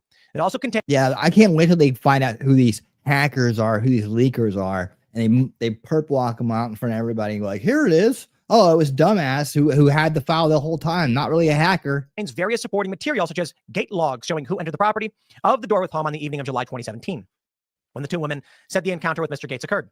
The material apparently taken by the hacker is unredacted and includes the names and other personal information of the witnesses, but is otherwise said to be more damaging to Mr. Gaetz than to his accusers, according to the person familiar with the hack. The hacker had not contacted the lawyers as of Tuesday morning, and it was not clear what motive the person might have.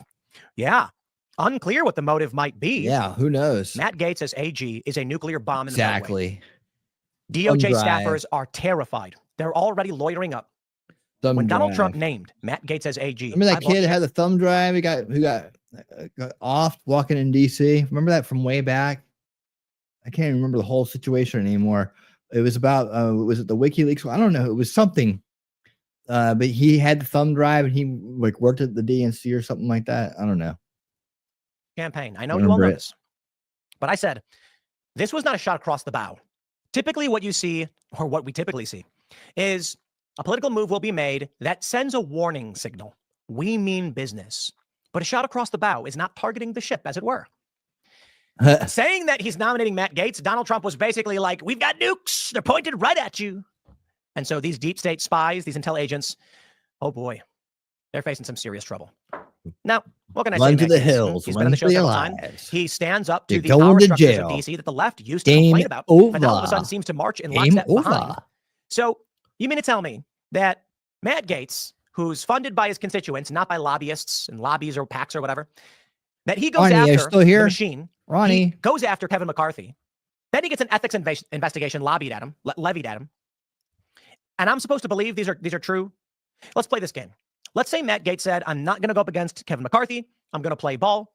We know there would be no investigation. Outsmart him, Thomas. This is how they operate. They blackmail you. They tell you must fall in line or else. But what if there's nothing on you? They make it up. Donald Trump and E. Jean Carroll, when they did that, anybody who could read the news and chose to realized this tactic is wrong. Now, what Nancy Pelosi's called it, she called it the wrap-up smear. We talked about it earlier. The old wrap-up smear, the old wraparound smear job. We do, Thomas, because my UFC clip of Trump walking in with his team at the UFC and all that fun, awesome thing got blocked, literally blocked worldwide. I had to cut it out of my last show, or the show on Sunday, which I think was my Monday. Okay. So Sunday. And then everybody else gets to keep theirs up. Why is that? What did I do wrong? What did I do wrong? Did they have starry backgrounds like me? I mean, I transformed it, right? I was sitting right next to the clip talking about it. I even pulled down the volume on the clip and talked and did my own commentary. But somehow the source that I use gets to keep theirs up and I don't. So yeah, life sucks. Lively a smear against somebody. I mean, you know, life is awesome, actually. I shouldn't say it that way. I should say that YouTube sucks. There you go. Censorship sucks. The press to report it and then merchandise on the reporting, because once it's in the press, now it's news. This is the game they're playing with Matt Gaetz. They're saying Trump's AG pick, Matt Gaetz, who was investigated for child trafficking or they say sex with a minor. Investigated for? I made this joke on X over the weekend. Listen to this. I'm going to start hiring private investigators to investigate all these journalists for wacky stuff, just so that we can leak.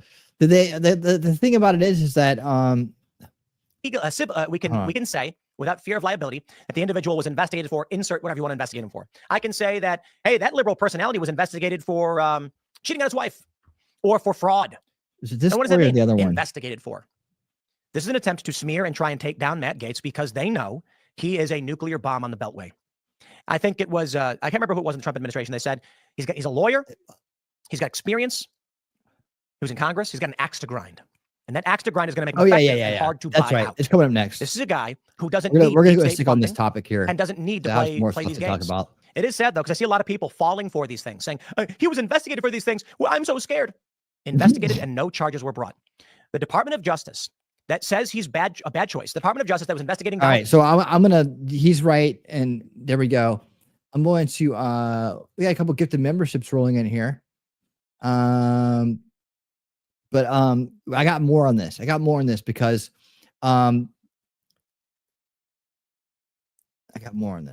because there's more to the story than just this part, right? The hacker part was the introduction, but there's more. There's more. I just need to find it, and then we'll be talking about it.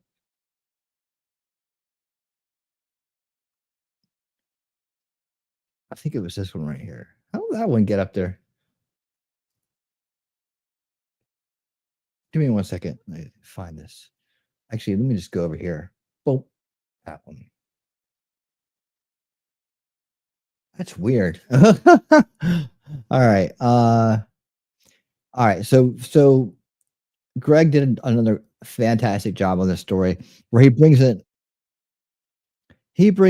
and let's talk about, is this the one right here? No, this isn't it. No, this isn't the one. Hold on. I'm going to find it. And by the way, why I do this, let's just go ahead and do this. It's cold up there in Vietnam. It has to do. I can't imagine a more beautiful place. It's cold. I can tell you all about it. I mean, look at this thing. Gonna try to get out of anything. Scott, thank you so much for the gifted membership. And Shelly, thank you so much for the gifted membership. I got 2 gifted memberships coming in, one after the other right there. So awesome. Thank you guys so much. Who got these gifted memberships? Ronnie got a gifted membership. All right. And Judge Maddie comes by quite a bit. Judge Maddie will probably stop in and say thank you.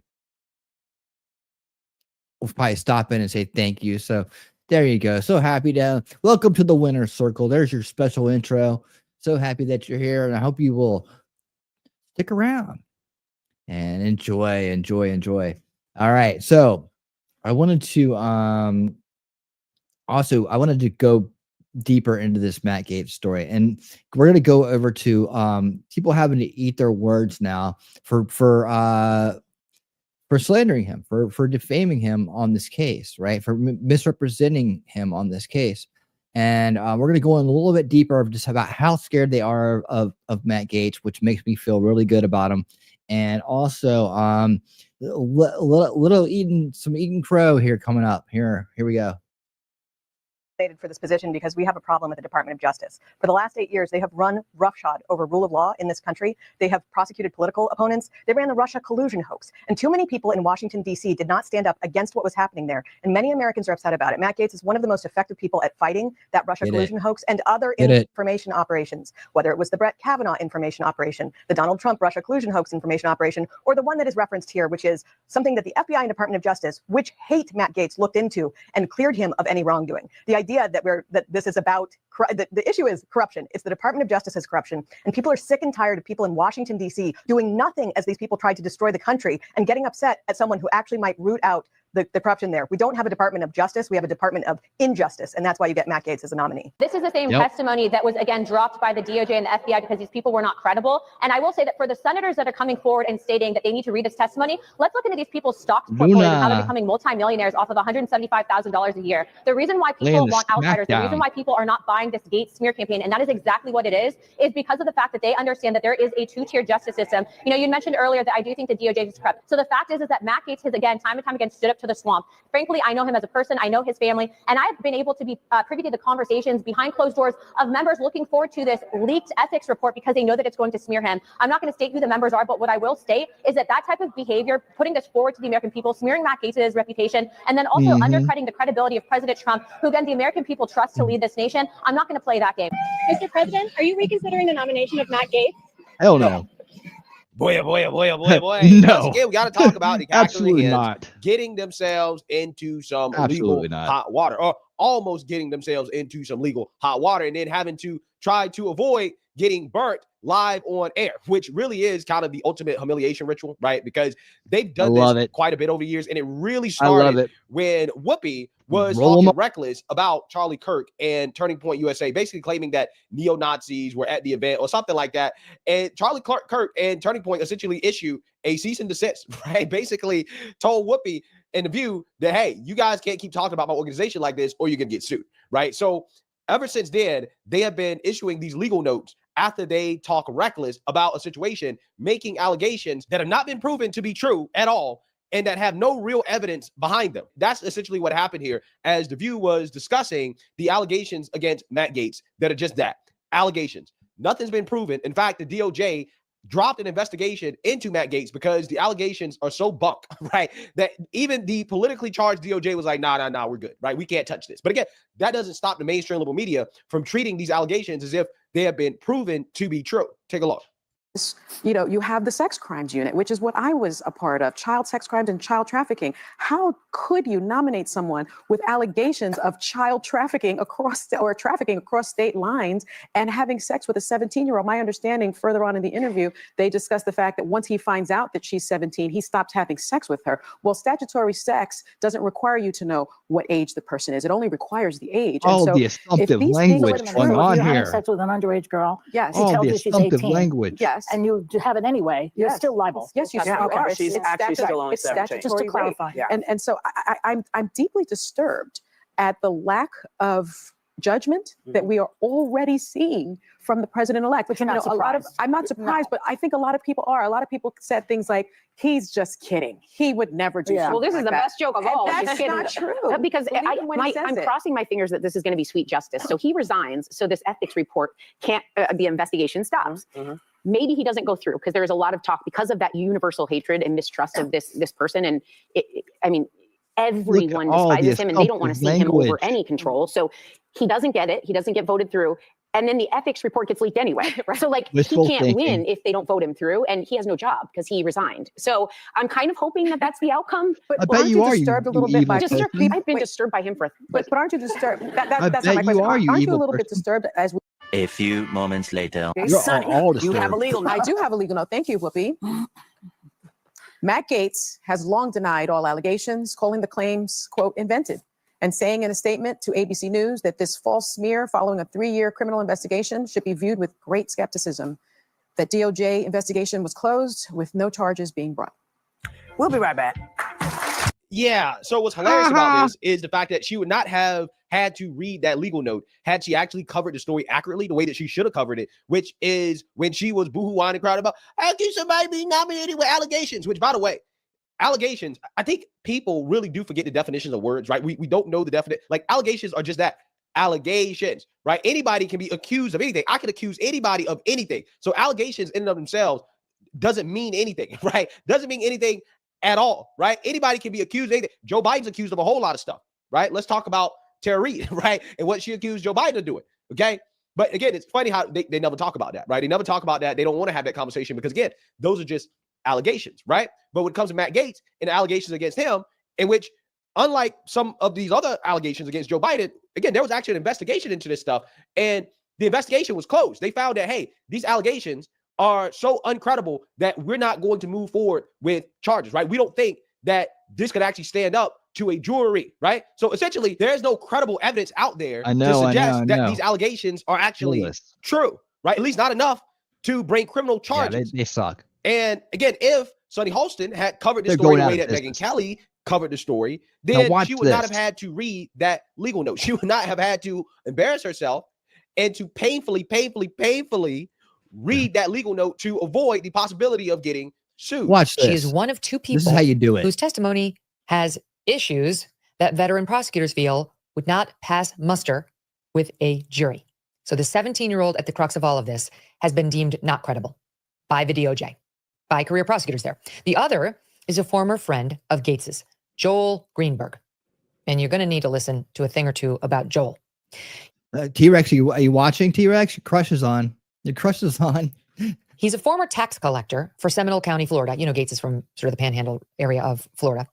He, Greenberg, pleaded guilty last year to sex trafficking of a minor and a host of other crimes as part of a cooperation deal with authorities. So this guy was on the hook criminally and then started talking about whom else he could give up to the authorities. Greenberg was first charged in 2020 with fabricating allegations and evidence to smear a political opponent. Yep. He made shit up to hurt someone who was opposed to him in politics. Yep.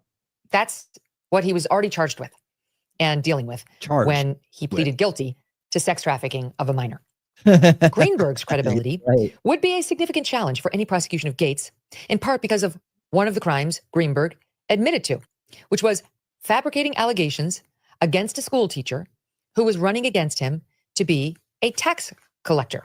Now, we heard that earlier in the piece. Remember, I paused, I read it to you, that he was charged in 2020 with fabricating allegations and evidence to smear a political opponent. That's bad. He's got a history of doing that. Is that what he's doing to Gaetz? And then they raise it again here, saying his credibility is going to be a problem because he admitted to fabricating allegations against a school teacher who was running against him to be a tax collector. What exactly were the allegations that Greenberg fabricated? Washington Post, walk us through it. And they do. Greenberg had sent letters to the school falsely claiming that the teacher had an inappropriate sexual relationship with a student. A similar allegation to the Gaetz case. Pattern of behavior. You think? Yeah. A lawyer for the school teacher commented to the Washington Post saying, no one is going to believe anything that Joel Greenberg says by itself. His statements would have to be corroborated by testimony or evidence. Which there is none against Matt Gaetz, right? That's right. If there was actual credible You see how it should be done? Evidence, the charges would have been brought against him by the DOJ. Instead, nothing happened because there's no credible evidence that any of these things happened. Okay. Now, the way that Megyn Kelly covered that story is the way that The View should have covered the story if they were actually fair and balanced, right? But it's because it's the liberal view, and all of this is a smear campaign against Matt Gaetz. They did the assignment, right? Smear Matt Gaetz and then come out and to slowly kind of, retract the statement without actually really retracting it by saying, Matt Gaetz have denied the allegations, yada, yada, yada, yada, right? To avoid being sued because Matt Gaetz, he has responded to Sonny Holston being forced to read this legal note, right? With some eyes, right? With some looking eyes, right? As in, I'm watching, right? I'm watching you. Okay? Because Matt Gaetz should probably be suing a whole lot of people, right? I'm so serious. It's time for conservatives to stand up for themselves when it comes to these allegations that the media treats as true, even though, again, there's not any credible evidence behind them. But again, the whole point of this— It's just well poison. And they're just poisoning the well with rumors. Rumors build a poison well. That's how it works, right? And they're using the media to do that. It's narcissistic behavior amplified by establishment media. Smear campaign against Matt Gaetz is to stop him from becoming attorney general. And the reason why they want to stop him from becoming attorney general is because they know that Matt Gaetz is a bulldog. In fact, The View, who clearly doesn't like Matt Gaetz very much, they know firsthand just how much of a bulldog Matt Gaetz is. Take a look. You're one of the guys in the White House and one of the White House's strongest and most vocal supporters since day one. Please welcome a man who has obviously never watched The View, Congressman Matt Gaetz. Hello, how do you He comes in there and just hammers something. It's great. I do watch. You guys make news every week. Every day. We are Rick Grenell is very qualified. So I you're think saying it's a he's breakthrough point. Okay, Yeah, that's my argument. Germany, by the way, I was reading about him. They think he's very thin-skinned, but that's another story. Well, I mean, this is The View. I think Whoopi couldn't get her hair done that day, so she just put a mop on top of her head. We all. I have another question for you. No, not. Actually, you know what? And I think it is just. I think we agree on this. About pardon power. Now, the president has been on a pardon spree, and many think he's about to pardon Roger Stone, his longtime friend and one-time campaign advisor, who's being sentenced, I think, any minute now. They're in a break for crimes of obstructing justice, witness tampering, lying to Congress. Do you think Trump should pardon Roger Stone? I do, and I think that it requires a review of the pardon power. Come on. Question. In Federalist 74, Alexander Hamilton writes that the reason we have the pardon power is to serve as a check on a criminal justice system, which, if allowed to run wild, could create a great sense of sanguinity in our country. And so I think that if you look at the original intent of the pardon power, it cannot be limited. And again, Trump has pardoned 26 people. Obama pardoned over 1,700. Bill Clinton pardoned 459. The answer to the question is what? I would agree that Roger Stone should be pardoned if for no other reason that there's been a double standard in this country where people like Peter Strzok, Lisa Page, Andrew McCabe, Clapper, Brennan have not faced consequences. Yeah, so that is why they don't like Matt Gaetz, okay? Because they have faced the wrath of Matt Gaetz personally, okay? And they know that he's a fighter, right? And the last thing they really want are good fighters in Trump's cabinet, right? They want people who are going to be loyal to the establishment, right? That's what they want. They do not want anybody in positions of power that is going to push back against the establishment agenda, that is going to shake up Washington, D.C., that is actually going to enact change, right? And this is why you see in the polls, and yes, I know, you thought we were done talking about polls, right? Not really, okay? But in the polls, it's interesting because despite all the fear-mongering from the left, from the mainstream liberal media, 53% of voters approve of Trump transition announcements and 40% disapprove. So a majority of the American people agree with Trump's cabinet picks. Ain't it funny how that works? And it's not just one poll. There are multiple polls. Morning Consult, which is liberal. Trump transition approval poll. 54% approve, 38% disapprove. So what you have here got Red up there. You're here for President Trump getting the approval of a majority of the American people when it comes to his cabinet picks. Again, despite all the fear-mongering. Which again just confirms that Trump has a mandate. That's something else that the liberal media is trying to do. Trump doesn't have a mandate. He doesn't have a mandate. No, he does have a mandate, right? Absolutely, he has a mandate from the American people. Does. Absolutely. Thank you so much, Greg. Appreciate it. Awesome as always. Yeah, they don't like Gaetz because he has a brain and independent thought. Precisely. Yeah. They don't like him because he's going to actually do his job the right way, and he's going to put criminals behind bars. We hope that at least, right? Let's see. Okay. Where are we at here? So we got through that. More for that tomorrow night. Okay, we're going to click that off. All right. Cabinet watch. Let's see. There are only 2. I don't care so far. All right. Bring the receipts. Yes, bring the receipts. Let's go. Oh, I can't wait. Okay.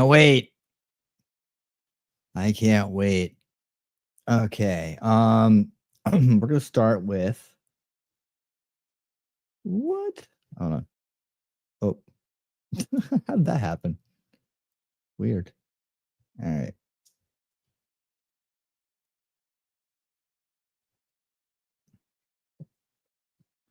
All right. So we're gonna start here with a story about this is Cabinet Watch. We're going into Cabinet Watch, where we keep an eye on appointees and we also get to know them better. And we got a bunch to go through tonight. So here we go. First up with the bat, we have our new press secretary appointee, Karoline Leavitt. Now they just get the job, right? They don't have to be appointed. I don't believe it. Here we go. Welcome back to Live Now from Fox. I do want to turn your attention now to some big political headlines as we continue to see the Trump administration take form. Look here at a tweet that we have from Fox News correspondent Anisha Hasmi. It says this: Trump announces Karoline Leavitt will be his White House press secretary. I do think that we have a couple of more tweets that encompass some more from this top news headline, but this is just the latest announcement that we're tracking for you here. As I mentioned, the Trump administration is taking form. So here we do have a letter from the president-elect issued from Mar-a-Lago, and it says this. Today, the 45th and 47th President of the United States, Donald J. Trump, announced that Karoline Leavitt will serve as White House press secretary.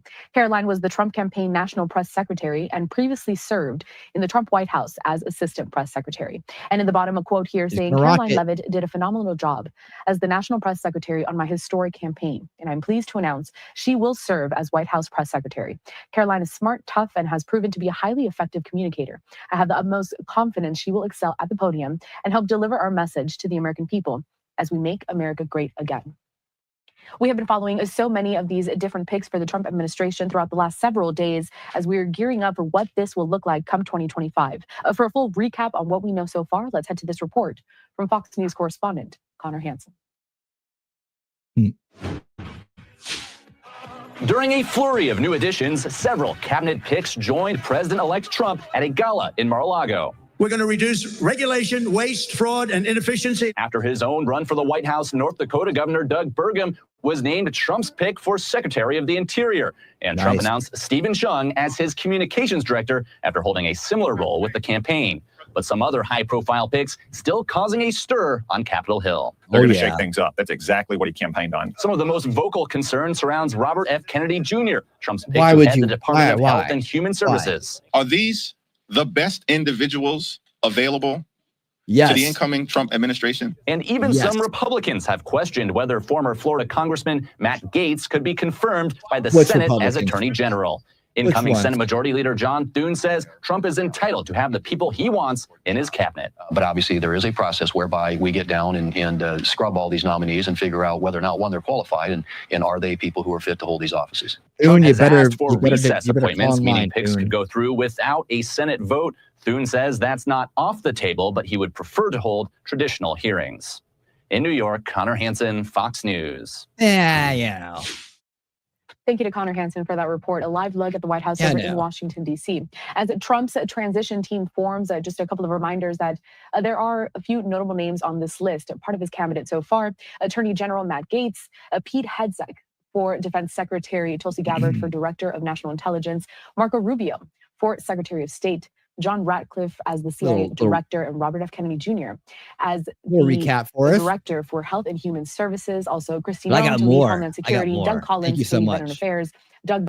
All right. Thank you so much. Thank you for the recap there. And now we're going to get into the grounded news. And then we'll go into a little bit more detail here this evening. All right. And of course, we're going to have Winning 2024 tomorrow night as well, where I'll have continued coverage. And I got a lot of stuff for tomorrow night too. I got a lot of stuff for both nights. So make sure you come back tomorrow night for more. But right now we're going to get to the some appointees. Let's see. Let me refresh my ground. This is where I like to go over to grounded news. And okay, yeah. And ground news, and talk about some of the different appointees from the cabinet here. It's a little different take, a little different way to do this, but window. There we go. This should do it. Just make sure everything is kosher here. Click on all these. No surprises. Everybody's cool. Everybody's good. Click these through. What's this? All right, good. We got lots of stuff. We got like 4 or 5 different ones to go through here. We did this and we did that. Okay, here we go. Bring it on up. Bring it on up. All right. Trump chooses Matt Whitaker. Let me change my headset real quick so I can hide that. All right. So I can move my head around without going off mic. All right, here we go. Hopefully that sounds just as good. But here we go. Trump chooses Matt Whitaker, a former acting attorney general, as NATO ambassador.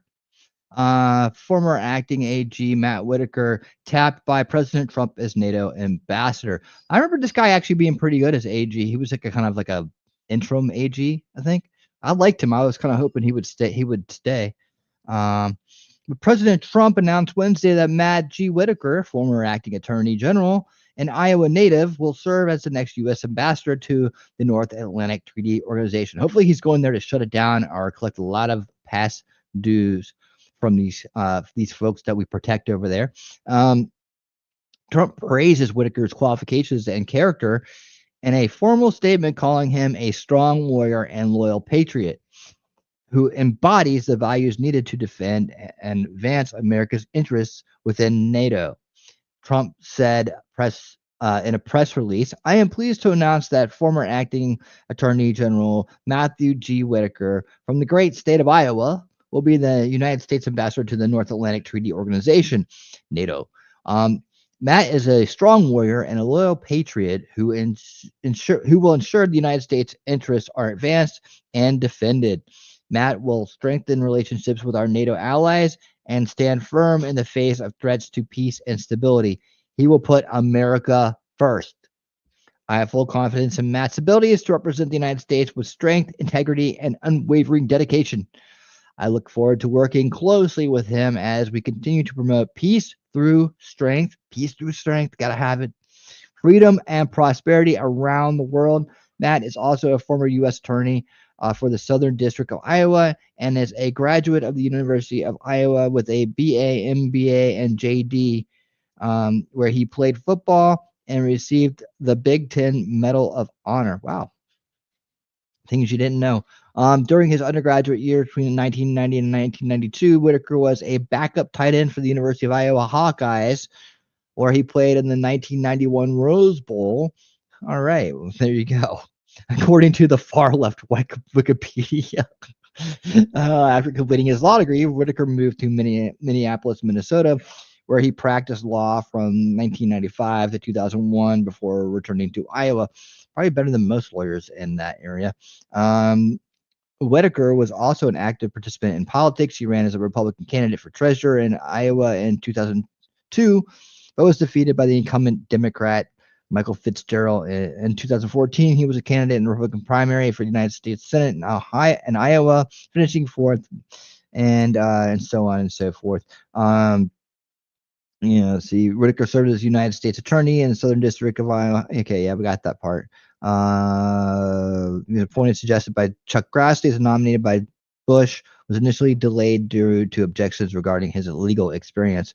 But the U.S. Attorney Whitaker aggressively targeted drug-related crimes and participated in anti-terrorism task force. There you go. So yeah, he was appointed as acting U.S. Attorney General by President Trump November 7th, 2018, following the resignation of Jeff Sessions. God, what a mistake Sessions was, wasn't it? God, no more of that. No more of that. His appointment was under the Federal Vacancies Reform Act, and he directly oversaw Robert Mueller's special counsel investigation during this period. His term as acting attorney general ended February 14, 2019, too soon, in my opinion, when William Barr was confirmed and sworn in. Why didn't we just keep him? Why do we need Barr? Barr sucked. All right, Mike Lee, to lead Senate Energy Committee next year. I don't know that this is a cabinet appointment, but I thought it was something important to put in here anyways, evidently. The corridors of Capitol Hill buzz this week with the news that Senator Mike Lee of Utah will step into one of the Senate's most consequential roles as chairman of the Senate Energy and National Resources Committee. Lee takes the helm at a pivotal moment, with energy policies at the center of the national debate on economic stability and environmental stewardship. Lee has positioned himself as a staunch advocate for American energy independence and critics of federal overreach in energy markets.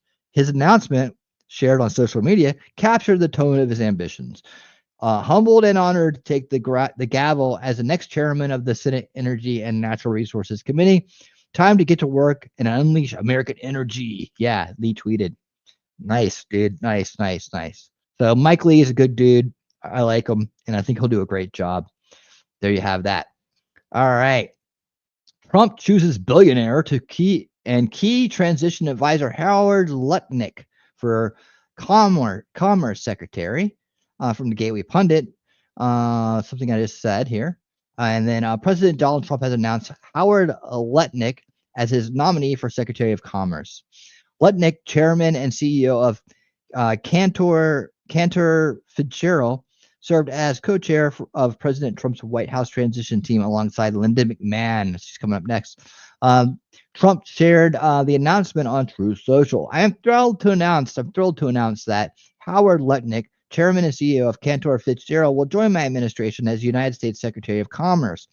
He will lead our tariff and trade agenda, important stuff, with additional direct responsibilities for the Office of the United States Trade Representative. In his role as co-chair of the Trump-Vance transition team, Howard has created the most sophisticated processing system to assist us in creating the greatest administration in America has ever seen. Let's see, Howard has been a dynamic force on Wall Street for more than 30 years. He joins Cantor Fitzgerald in 1983 and rapidly rose to the ranks, becoming president and CEO at age 29. Pretty cool. A tragedy struck on September 11, 2001, when terrorists attacking the World Trade Center.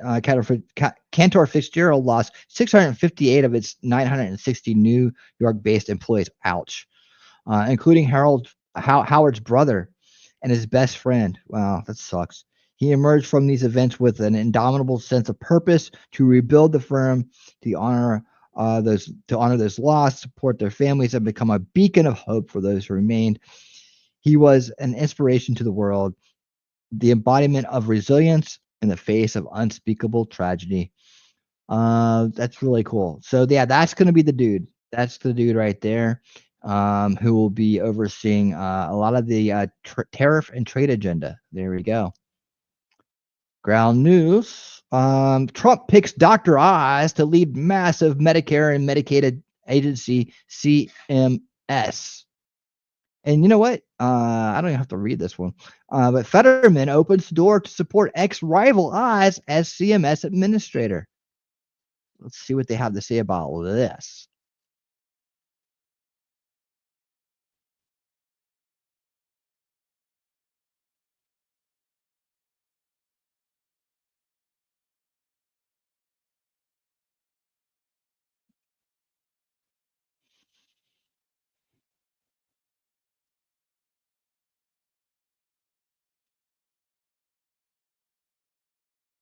Oh, my bad. Okay, we can read it. I forgot I did the old Windows share instead of the tab share.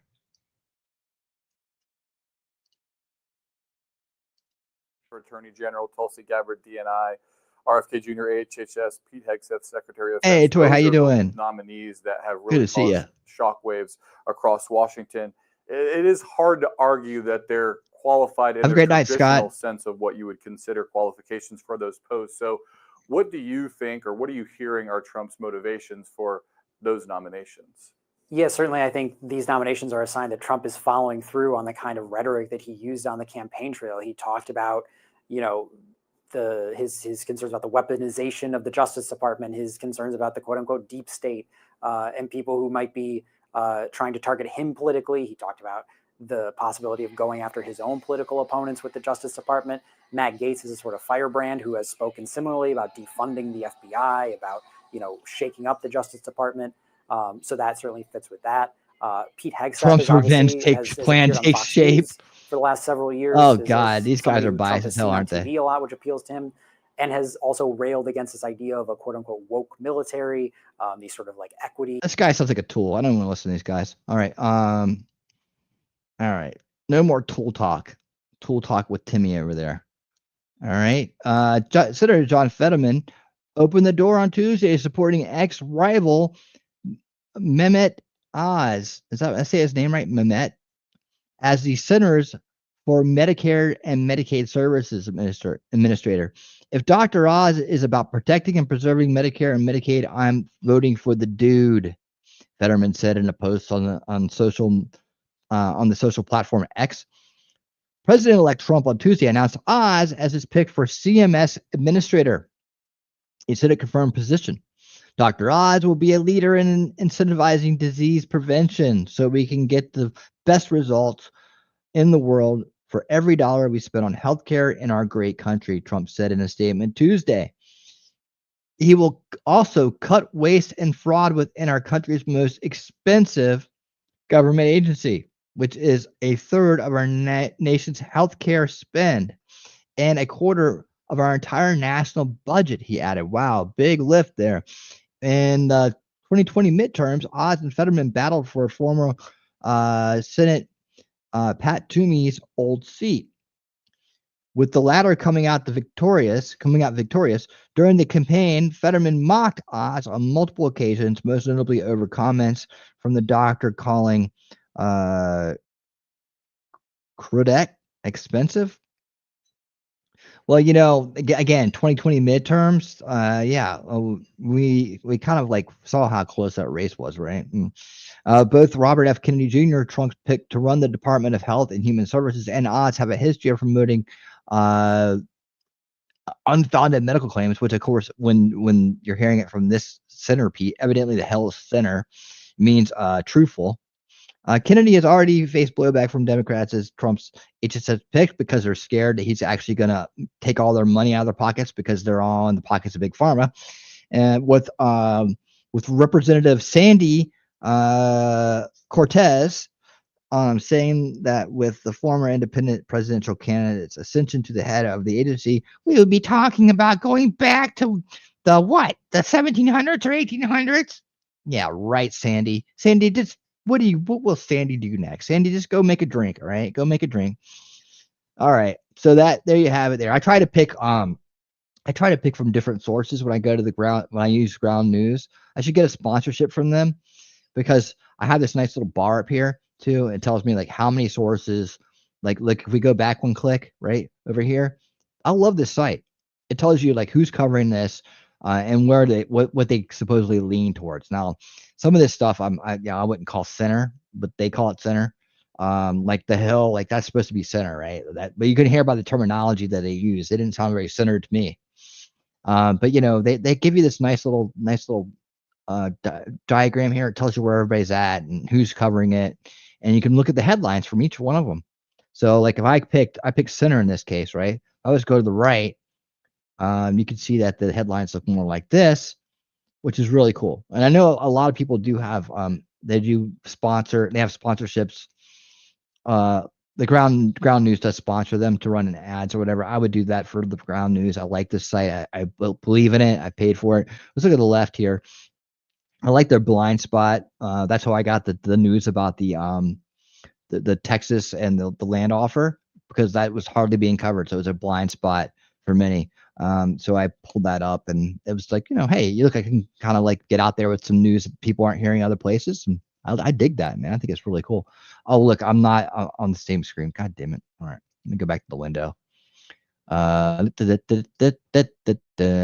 should look over here sometimes. Yes. See, this is what I'm talking about right here. See, you have all these great this little diagram here where it tells you like where this story is being covered. Here I am looking at the left coverage of it. And they're probably going to say very bad things here in their headlines. Most time they do. Sometimes they don't. So yeah, they do that, and you can see I chose from the center this time. I try to choose from different ones for each story just to kind of give you guys a mix. And then you can also click on the right and see what the right's saying about it.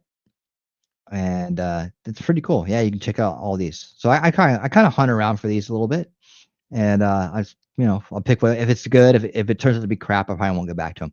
But Trump taps former WWE CEO Linda McMahon as education secretary, and hopefully she's going in there to shut it down. Yes, let's go shut that down. We don't need that. We don't need it. And we jump over to the New York Post here. All right. Okay. As Trump selects Linda McMahon to lead the Department of Education, which he has vowed to shutter, he says. Tom Holman. There. Oops. Okay, fine. President-elect Donald Trump on Tuesday selected his transition co-chair, Linda McMahon, to serve as Secretary of the Department of Education, an agency he and his allies have pledged to abolish. Yeah, she's going there to drop the big elbow on him, is what she's going to do. Power slam. And why isn't it showing? God, dang it. All right, hold on. I'll just do this. Dang it. I'll go. This is the last one anyway, so I'll just go do this. Share it, share it, share it. Let me go back. I'm still learning how to work with this better. Okay, there we go. All right. There we go. Linda McMahon, Department of Education. That's where we're at. And yeah, she's going to drop the big elbow. Drop the big elbow, Linda. We all love it when you drop the big elbow. McMahon, 76, previously served as the head of the Small Business Administration during Trump's first term. And she is the former CEO of World Wrestling Entertainment, a company she started with her husband, Vince McMahon.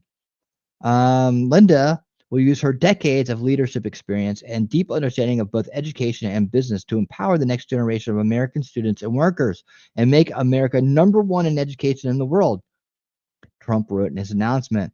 The president-elect, 78, why did they throw his age in there? Indicated that he will task McMahon with giving states a larger role in education policy and that she will pursue the expansion of school choice nationwide. Yes, we talked about that. That means homeschoolers as well, getting tax breaks, which we cannot wait for, all of us. Yes. Linda will fight tirelessly to expand choice to every state in America and empower parents to make the best education decisions for their families. Parents, not weirdos that dedicate their lives to being on school boards to dominate parental decisions when they don't have any of their own.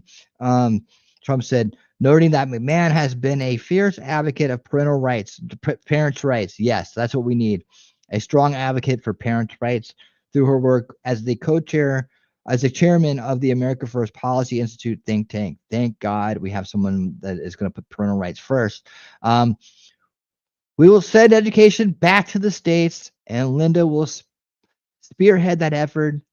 The president-elect added, McMahon previously served for 2 years on the Connecticut Board of Education and for more than 16 years as a trustee at Sacred Heart University in Fairfield, Connecticut.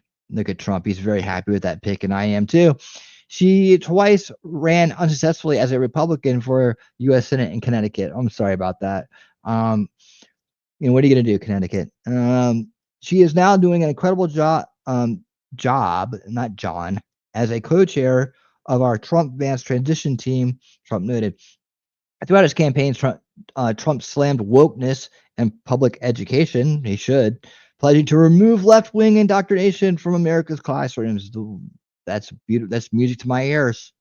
The president-elect has said he would move to cut federal money for schools pushing critical race theory. Yes, get the cultural Marxism out of our education system. Let's start repairing things on the generational level. And in the future, we will have a more sane society, a more unified society, a more moral and not demoralized society, full of smart, intelligent people to lead us into the future, based in reality, not based in some Marxist weirdness. And offer appropriate racial, pushing critical race theory, transgender insanity, and other inappropriate racial, sexual, or political content to our children. Yes, that's got to go, because that's one of their primary weapons, guys. We know that. We talk about it all the time here. If you're new here, you didn't know that. That's what we talk about. We are after it. We're going to end cultural Marxism. We're going to stop Agenda 2030. We're going to make sure that we help our president and his administration make America great again, healthy again, safe again, and prosperous again, or wealthy again, as he likes to say. Trump has also threatened to levy massive fines against public universities up to the entire amount of their endowment. Yes, hit them hard. Hit them hard. That promote diversity, equity, and inclusion. Yeah, the communist, Marxist initiatives. At a September rally in Wisconsin, Trump told the crowd that he is dying to get back into office to eliminate the federal Department of Education. Nah, we will drain the government education swamp and stop the abuse of your taxpayer dollars to indoctrinate America's youth with all sorts of things that you don't want to have your youth hearing, he added. That's the way you do it. Elon Musk and Vivek Ramaswamy, the entrepreneurs whom Trump has tasked to lead the initiative to reduce the size of government, have both signaled a willingness to abolish the Department of Education.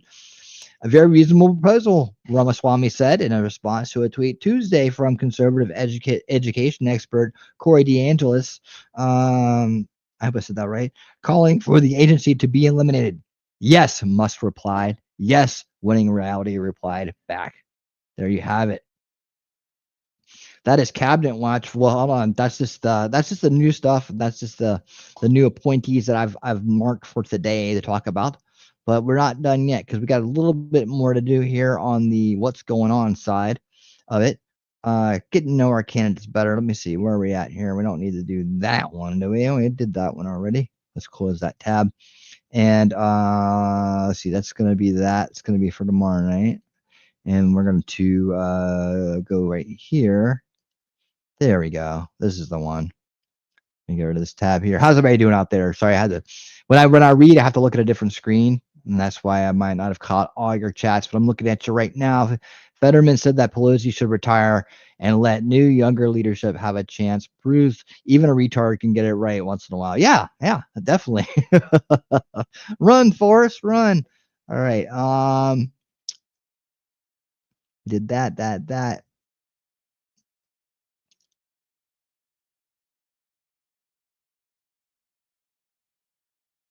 I am cabinet watch. Yes, I am. Okay.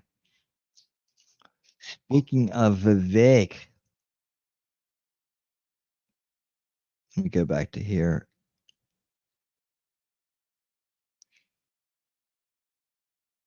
I'm going to skip around in this one. Okay, so here we go. We had Greg on a few times tonight. He does great work, so he keeps coming back. I had something else from Vivek too. Where is it at? Is it down here? Oh, that's okay. We'll do that next. Okay, or maybe tomorrow night. Okay. Announcement from Vivek and Elon. They're doing some good stuff. Elon and Vivek. They're gonna get it right. They're gonna get it straight. All right, here we go. Now listen to we're going into the MSM implosion right after this, and this kind of leads us into it a little bit. Musk, as in the guy who bought Twitter, now X, fired a ton of people and turned it into a chaotic dumpster fire. Lies. He actually made it run better, and it's better than ever. This is just the brainwashing, the mind control of this TikToker is astounding. And Ramaswamy, who once joked about firing federal employees based on their social security numbers being odd or even. Yeah, I don't think it was joking. Real geniuses work here. But here's the but you're a genius. You're a TikToker. This department isn't even a real government agency. It's just Musk and Vivek making a report on which jobs they think should be cut, which will likely be done with zero regard to how our government actually functions. They're basically trying to use Musk. Oh, sorry. Everybody make sure you're subscribed to Talking Trash and Truth. Make sure you're subscribed to her. She does great shows, and she doesn't get enough love from YouTube and others in the scene as she should. If you go to hang out at one of Shelly's streams, you're going to feel right at home. You're going to have a good time. It's a great daytime stream to put on. And it's always entertaining and a lot of fun. And the people who go there stay there. And it's just that she doesn't get pushed out a lot. And, the thing about YouTube is if you're not constantly gaining subs, they're constantly trying to drain subs off of you. And that's a shame. And so she doesn't have, we got each other. Me and her, we got each other. That's it in this world, in this big world here. We don't have a coalition, a clique, or anything like that. It's just the two of us. And so guys, make sure you're subscribed to her, give her some love, stop by, say hello. I don't do enough promoting of Shelly's channel. I should do a lot more. I'm usually just trying to make sure I don't screw up my own stream, and sometimes I forget to make sure to mention and to promote Shelly's channel. She does good work over there. She works so hard on her streams. You wouldn't know it. But she does. She writes scripts out. She plans her everything out. She's doing more and more every day to work harder on her channel, and it just doesn't get talked about enough. But she works really hard. Like, she's already got her scripts written out. She writes like pages of scripts. She addresses everybody in the chat. She'll go through and take her time and make sure she talks to she goes through every comment. So if you like to chat, that's a great stream for you as well, because you will be heard, you will be addressed, you'll get all your points out. She makes comments on everything. All right. So make sure you guys drop. There it is right there. That's it right there. Just make sure you're subscribed to her. Give her a thumbs up. Ring the bell because YouTube's going to try to silence her. Right. And but just know that she works really, really hard on her streams. It's not just her to, it's like she just turns it on and just wings it. Right. She didn't just, she's not, trying to engage in some popularity contest or some social political realm or anything like bullshit like that. Right. She actually works really hard. She puts, her streams are important. She lays a lot on the line, and she, and like, you'll see, just go try her out. You'll see, and you'll understand why, she has a great thing going on there. So you should make sure you do that. And all right, let me get back to this. Thank you for that, Wolfram. And let's go. Approach to the federal government. Except breaking things here means people could lose vital services like Social Security or disaster relief. And don't even get me started that Trump wants Congress to cough up $50 million in taxpayer money to get this nonsense started. So, in short, it's another Trump stunt that sounds like Drain the Swamp 2.0, but it's actually just a bunch of rich guys messing. Oh yeah, you're gonna eat those words, my man. You're gonna be eating those words. You'll be eating those words, my man. You'll be eating them. You'll be eating them. Like you didn't see that this guy right here, he doesn't do any research for his streams. He doesn't do any research for his videos. He just gets up there and states his biased, uneducated opinion, right? That's a lack of service to the people who subscribe to him, right? That's a lack of service to them. He doesn't sit there and prepare and research and make sure he's telling people the truth. He just spouts a biased opinion, and I'm sure he probably made a scream video too when Kamala didn't win. With stuff they don't understand and risking the livelihoods of ordinary people. But you don't understand shit. I'd like to see Greg to come on here and school this guy. Meanwhile, they're branding the whole thing with the cryptocurrency meme because clearly that's the level of seriousness that we're dealing with. But honestly, it's terrifying that something this poorly thought out could actually happen. Boy, oh boy, oh boy, oh boy, oh boy. We got to talk about the fake outrage and panic from liberals over their worst nightmare, which is a Republican actually doing what Republicans have promised that they would do for a long time now, which is to cut out the waste, fraud, and abuse from the federal government. Do a little more examples of this squander of what your money, guys, the government's money, that is your money. So let's show you a few more things of outrageousness that our tax dollars are being spent on. $100,000 to see if a sunfish is more aggressive when given gin or tequila. Oh my gosh. Yeah, but old blue sweatshirt over here thinks that's a good idea. Oh yeah, see, this is good stuff right here. $1 million to see if selfies make you happy. $1.5 million to study the mating calls of country frogs to see if they are different than city frogs. That, Cheryl, is what hardworking Americans' tax dollars are going to. Oh, I have more. Why is the University of Mississippi spending $12 million for monkeys on meth? And why did the EPA spend $620 grand for armor and night vision equipment? Monkeys on meth. Explain that one to me. That's a great name for a band. But I'll tell you what, the biggest one that killed me was the fact that the IRS between October of 21 and 23, they've got $50 million in unpaid taxes from their own employees. Whoa. IRS employees owe $50 million in back taxes. I want the IRS so gutted at this point. And Elon Musk, remember what he did with Twitter? He slashed out 70% of the employees at Twitter. Okay, and they're currently fear-mongering over what Vivek Ramaswamy and Elon Musk may do as co-chairs of the Department of Government Efficiency, which is a special advisory group that will help Trump accomplish that mission. And it seems as if liberals really don't understand how business works, and they really don't understand how bloated the federal government is, because again, they're currently fear-mongering over this new Department of Government Efficiency. Hey, this is beyond parody. Okay, listen to this. Donald Trump wants to reduce the size of government. Hackman, this guy's an idiot. I got some great videos of him getting schooled by other creators. It's great. I take superfluous and unnecessary government jobs. I'm gonna ruin it for you right here, guys. You can't unsee it.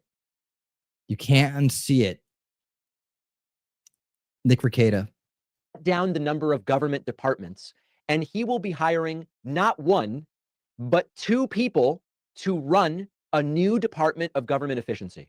Do you realize if I reface this, that it would be perfect? It would be absolutely perfect.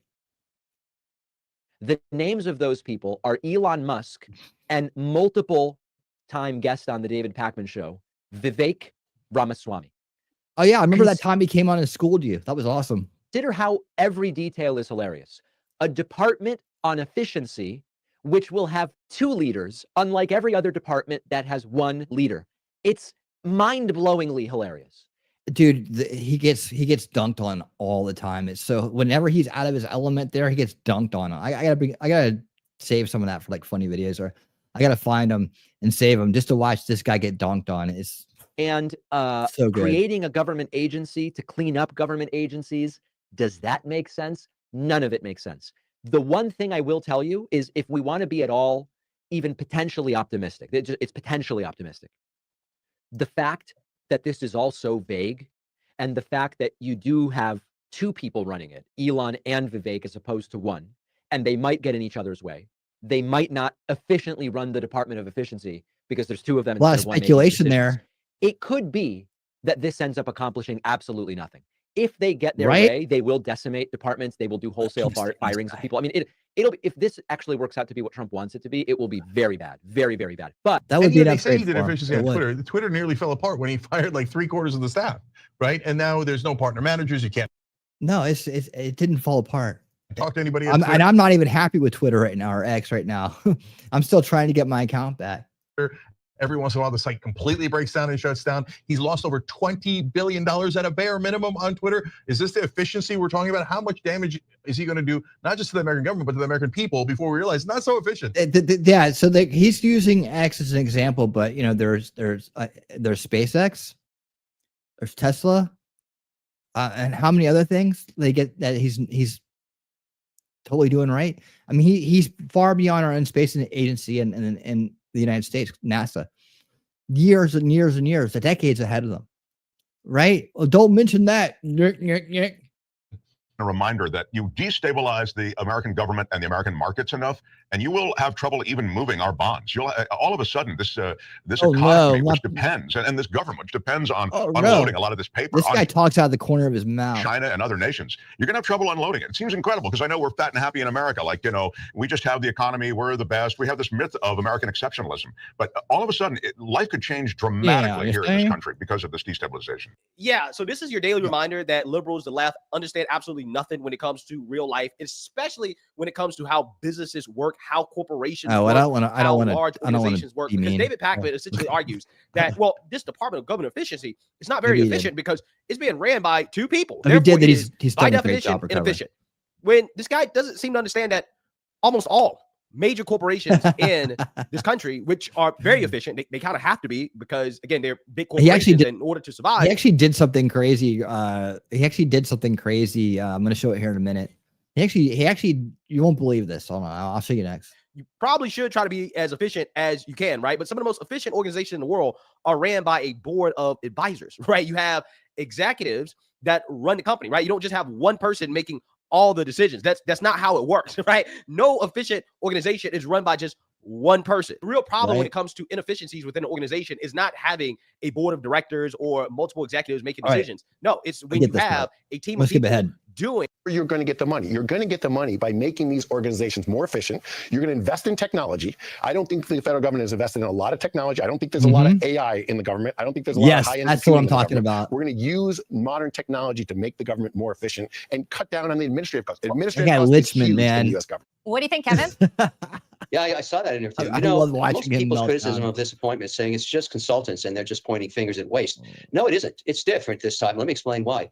Elon has his own network, 1 billion people watching him every day. He's the largest contributor to his own network, X, formerly Twitter, as we all know. So here's how this is going to work. Let's say they identify a cost plus contract. These are egregious contracts. Maybe in Massachusetts, you're building a bridge to nowhere, you're spending $2 billion.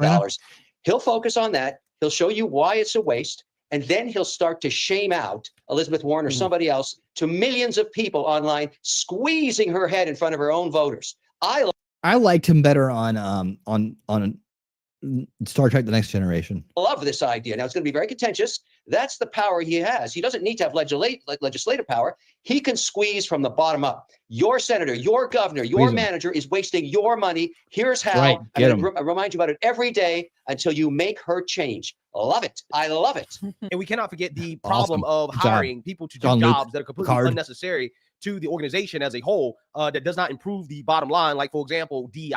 right? You guys saw when the Yeah. government was spending so much money during the pandemic, a lot of these companies, All these they went and got moon these cashers, DEI man. departments. They hired a bunch of woke revolutionaries because they wanted to virtue signal. But as soon as the economy started to get worse and the government money ran out, where's the first place that they cut? Well, it was from the DEI departments. Well, why is that? Is because they were unnecessary. They were inefficient. And the goal of Doge really is to just bring some of these organizational practices that we see. The people are gonna freak out when they see how good they work. These guys are superstars, and they're going to get out there and they're going to cut waste. Things are going to be so much better, and they're still going to whine about it. Oh no, it's them doing it. It's them doing it. Yeah, but you had your clowns and your freak show in charge for 4 years, and you had it in charge for many years before that, right? And nothing got done, and things only got worse, right? So take your carnival on the road, right? The adults are in the room now. We're going to take care of business, right? The successes are in the room now. They're going to get things done right. And you're going to have to just deal with it and cry me a river as you are, living in a better place and a better time and a safer America and a more prosperous future for, people that have, a future. Private sector to the public sector to make the government run better, right? To actually improve the productive capabilities of the government while also downsizing the government. Again, a concept that these people really don't understand. And the reason why you know this is because they always use this example of Twitter to smear Elon Musk. First and foremost, these people were boohoo whining, crying. They always do it. Anybody in the federal bureaucracy who is not elected representatives obviously are elected by the people. Vague. But the people who are not elected, if your social security number ends in an odd number, you're out.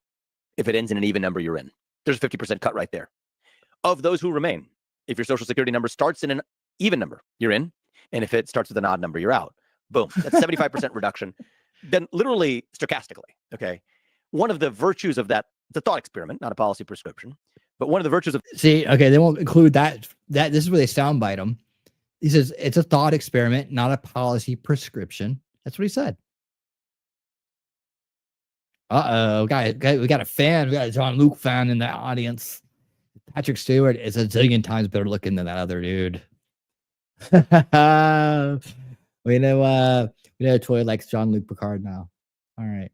Of that thought experiment is that you don't have a bunch of You lawsuits Star Trek dealing with fan? about gender discrimination. Hey, are you a Star Trek fan? We started watching. Shelly and I started watching Star Trek: Strange New Worlds last night. It's already got 2 seasons out, and the 3rd season coming out. But it's about Piker. It's about Pike. And it's a prequel to the Star Trek series. So it's like it's the Enterprise before James Kirk's Enterprise. So it's really cool. It's modern and all that stuff. We're having a good time with it. So I can talk more about that later. But yeah, it's pretty fun. We just started the 1st season. Discrimination or racial discrimination or political viewpoint discrimination. Actually, the reality is you've at mass, you didn't bring the chisel, you brought a chainsaw. Yes, he is. I guarantee you, do that on day 1 and do step 2 on day 2. On day 3, not a thing will have changed for the ordinary American other than the size of their government being a lot smaller and more restrained, spending a lot less money to operate it. And most people who run a company, especially larger companies, know this. It's 25% of the people who do 80 to 90% of the useful work. These government agencies are no different. So now imagine you could do that same thought experiment, but not just doing it at random, but do it still at large scale while having some metric of screening for those who actually had both the greatest competence as well as the greatest commitment and knowledge of the Constitution. Yeah. So again, clearly a businessman trying to apply business principles that work in the private sector to the public sector. And there's no doubt in my mind that these principles definitely work because, again, the government is filled with waste, fraud, and abuse, right? You don't have business people running the government, which, again, is the problem. This is why we're spending so much money. And he's saying, listen, yeah, we could easily cut out 75% of the employees. These people should not have had a job in the first place, right? The talk, who infamously had one of the worst election predictions ever. He says the poverty rate for seniors before Social Security, 40%. Poverty rate for seniors after Social Security, 10%. Vivek wants grandma to starve. Oh, yes. Get out there and subvert. Like he's got a little microphone next to his name. Look at Skiller talks. Oh, man. Yeah. Well, you talk shit is what you do. So, again, these interpretations of what Vivek said are so bad that we need closing down departments. We expect mass reductions. We expect certain agencies to be deleted outright. We expect mass reductions in force in areas of the federal government that are bloated. We expect massive cuts among federal contractors and others who are overbilling the federal government. So yes, we expect all of the above. And I think people will be surprised by, I think, how quickly we're able to move with some of those changes, given the legal backdrop the Supreme Court has given us. You've got what has been called a deep state. You've got people who have been career bureaucrats in place right now. Didn't President Biden put in plans to ensure that you're not going to be able to fire those people at all? How do you get around that? And, you know, I asked Joni Ernst, are you for term limits? She said, don't yes, worry, we'll I am take for care of term it. limits, as long as the people around me are also for term limits. That's not in place right now. So how do you get rid of those people who are dug in? Well, a lot of what's happened is President Biden has made a lot of changes trying to entrench the administrative state. The Supreme Court has slapped them on the wrist numerous times. So we're working with a legal landscape here that is historic. You think about a president of the United States like Donald Trump, elected with the mandate he's been given. Both chambers of Congress belonging to Republicans.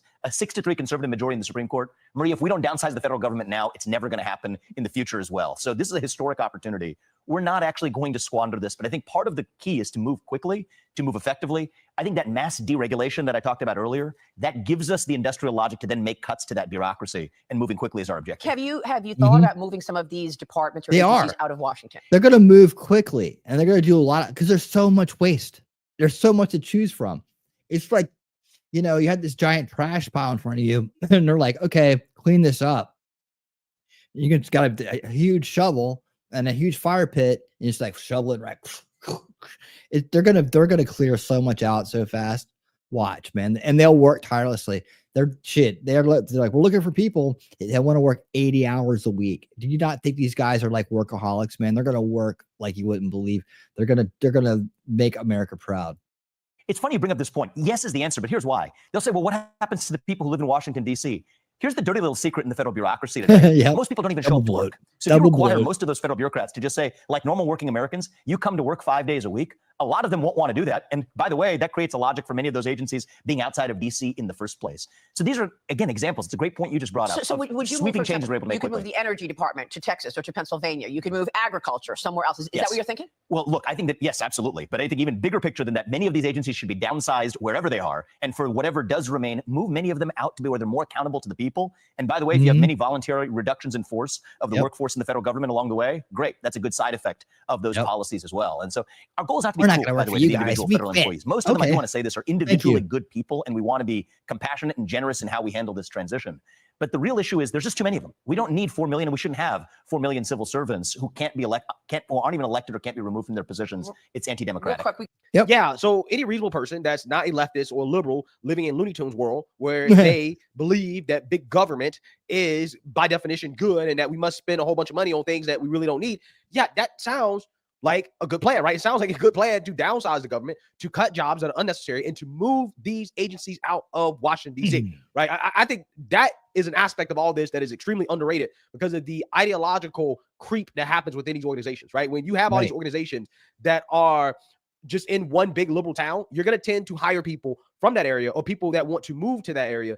And they're going to be more ideologically to the left, right? And that ideological influence gets within the organization. And that's how you have the weaponization and politicization of the government happen. Okay. So if you. Well, yeah, that we're talking about that. And we're talking about, thank you, Greg. We're talking about that. And we read Woke Inc. Okay. We read the whole book. Woke Inc. by Vivek Ramaswamy, where he talks about that. He's the perfect person to go in there and you know, he understands how that works. But we also are reading a book called Big Intel. This is on Unbreak the Game every Monday night at 7 p.m. Eastern. We're reading a book right now called Big Intel, and that's talking about the DEI part of it, right? What he's talking about, just cultural Marxism. Critical theory is cultural Marxism. We don't need it. It shouldn't be in government. No Marxism anywhere in this country. It's the anti-American philosophies, ideology. It's anti-American, anti-freedom, anti-constitutional, anti-free will, anti-free rights, anti-constitutional rights, anti-everything. It's authoritarian is a mass, it's virtue, right? And it's evil. It's absolutely evil, and anything that comes from it is evil. It controls people's minds, right? It divides families. It divides people, races. It divides. It's everything that's wrong with the world right now, and it needs to go. And all of this tentacles can be chopped off and burned. And that's what these guys are going to do. He's going to do it on all kinds of different levels. So I'm looking forward to Doge. I can't wait for it to get going. It's going to kick some ass, man. All right. let's see. I almost want to do. I'm gonna go for the quicker version though. I like this version. I'm gonna go for the quick. Okay, I'm gonna go for the shorter version here. All right, let's talk about this liberal. Let's talk about Alan Lichtman and the mainstream media meltdowns that are happening. I'm trying to get a collection of these going on. And I want to bring in a couple different creators now to talk about this with us. But who's better than to roast the mainstream media than our old friend from the old school, Mark Dice? He calls it like he sees it. And love him or hate him, he's a great author, and he's a media analyst. And I love his takes. So listen to this. We got to talk about Chunk Uger. Actually, this is weird. He actually has a moment here. He has a moment where you're actually like, hey, this guy, he's all right. Oh man, this is his 20%. Remember historian Alan Lichtman? This is a 20% Levy was talking about coming up. Democrats' favorite election guru and his 13 keys model for forecasting the outcome of elections, and how he was hilariously wrong again. Even though the model itself is actually pretty decent, he just was in such denial that he didn't actually apply it properly. Well, thankfully, he's been doing some media appearances trying to explain away not his mistake. It was the irrational electorate's mistake. And this guy is such a joke, man. He's done. His keys, his keys are jokes. Misinformation and racism. But after this appearance on Piers Morgan's Uncensored show, which is the dumbest title for a show ever, because he still wants Alex Jones completely banned from social media and was upset when Elon Musk restored his account. But that's a whole other story. But after this appearance on Pierce's show and a battle with Chunk Uger over at the Young Turks, he may never rear his ugly head again. Don't blame the voters. I think, look, we could get into this discussion, but one, I think you're blaming the voters. I think that's a terrible idea. And look, I debated Professor Lichtman before. I told him his theories about the keys were absurd. I was right. He was wrong. I said he'd lose his keys. No, you were Couldn't not find right, him and before I the was election. not wrong. And that's a cheap shot, and I won't stand for it. Well, who won, I brother? won't stand for it. Not be Who taking won? cheap Look at this. Why is this goofball still on this show? I mean, he's got some bad. This is like the worst panel I've ever seen in my life. All these guys suck. Me. Who You won? wanna make your You point, live make your in a point. total Don't make it world of personal. denial. I read your own followers' comments, and they all trashed you, every one of them, and supported me. So Yeah, quiet right, with right. your personal Yeah, attacks. come find out again. Make whatever Okay. point you want. Yeah, yeah. Don't You make it you personal. don't know anything. Who would have imagined that post-election, Chunk Uger Meltdown, implode. They're eating their own. They're eating their own. I love it. would be a voice of reason, but it gets even better. Wait for it. You don't know You anything. attacked me You're personally. so deluded. Oh, right. I've only Okay. been a Can I professor just- for 51 years. On this There you program, go. I've Yeah, never been make able it to finish the a How many book. books have you published? I've actually How many published books have you published? 14, sir, which are available 14. on Amazon.com. I have that book. Now, most of them also in hardcover as well. It's actually Say pretty whatever good. you want, but I'm not going Okay, to but stand brother, for it. you got it wrong. Say You were whatever you want. preposterous. published more books than you have. How many have you published? I'm the one that you should listen to. Been stupidly wrong. So, okay, all right. Can I just Don't finish a call me goddamn thought? stupid. Don't Ever call me stupid. I'm very sensitive. on this show. No, not if you're Okay, personally. well, I you admitted put I Personally attacking my lack of intelligence. was wrong. I don't need you to call me stupid. No, he can just look in the mirror and call himself stupid. Or you look to your right and call that little punk, that little paid off piece of shit right next to you stupid. Or Mr. Racism there on the end. All of you guys are race baiters, man. Say, it's great to see you. Pierce is the only one with any. It's halfway decent on this panel. He's halfway decent because he goes after the trans agenda. I respect him for that. Yeah, still getting along Taught so you well. manners. Well, yeah, you have Probably meltdown say podcast. Goddamn point. Just Hey, Alan, right now. Eat. Hey, Alan, you Feast on each other. Feast on each other. deserve a tall glass of shut up juice. So can you just shut up for a second? And Oh, look at the face. I don't drink juice. I don't drink juice. Like I don't. let someone who knows what Not they're if doing. you're So gonna personally attack You're me. so right. So We're so make any unified right point now. you want. So I will not sit here and stand for Yes, you will. personal attacks for blasphemy against me. You don't need Blasphemy. Blasphemy. The Lord says, do not blaspheme me. to do that. It's blasphemy to disagree with the Democrat, especially a self-described election forecasting guru. You don't boost your Blasphemy ego against you? by What the hell are attacking you? me Are you like that. Jesus Just Christ, make you your point. loser? Okay, can I just give the correct answer for once?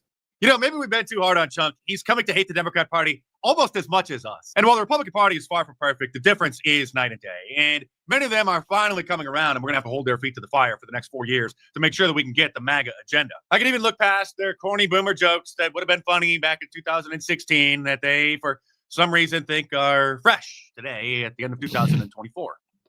Hi, I'm Steve Daines. My pronouns are Republican majority. I have a simple message for Chuck Schumer and for Bob Casey. Actually, I have a message for you, sir. We're no longer going to tolerate cowardly conservatives who are in large part to blame for the country nearly sinking into a communist abyss. But there's still more mockery of Alan Lichtman that we need to get to. Here he is complaining before the election that the media wasn't complaining about Donald Trump enough. Go away. And, you know, I love you guys in the media, but I have to say you are complicit in Donald Trump lying and conning his way to the presidency. Mind control. All the attention has been on Biden's faltering debate, but Donald Trump's debate was vastly worse. It was based entirely on lies, more than 30 significant lies. That's one lie. Look at the CNN host's face. They're like, listen, sir, have you ever watched our network before? All we do is complain about Trump 24/7. And lie. After his failed prediction this time around, he did join the Cloud News Network, in case you missed it, and blamed the voters and racism and Elon Musk. And the keys depend upon a rational, pragmatic electorate deciding based on governance whether the incumbent party should get. Well, they're not really important. Then they're not worth a shit. Then are they? I mean, if they're dependent on things being the way that I think they should be. And we've seen it. We're the irrational ones. Yeah. Certainly not him. Certainly not him. Some trends that have existed before, but not to this extent. Disinformation.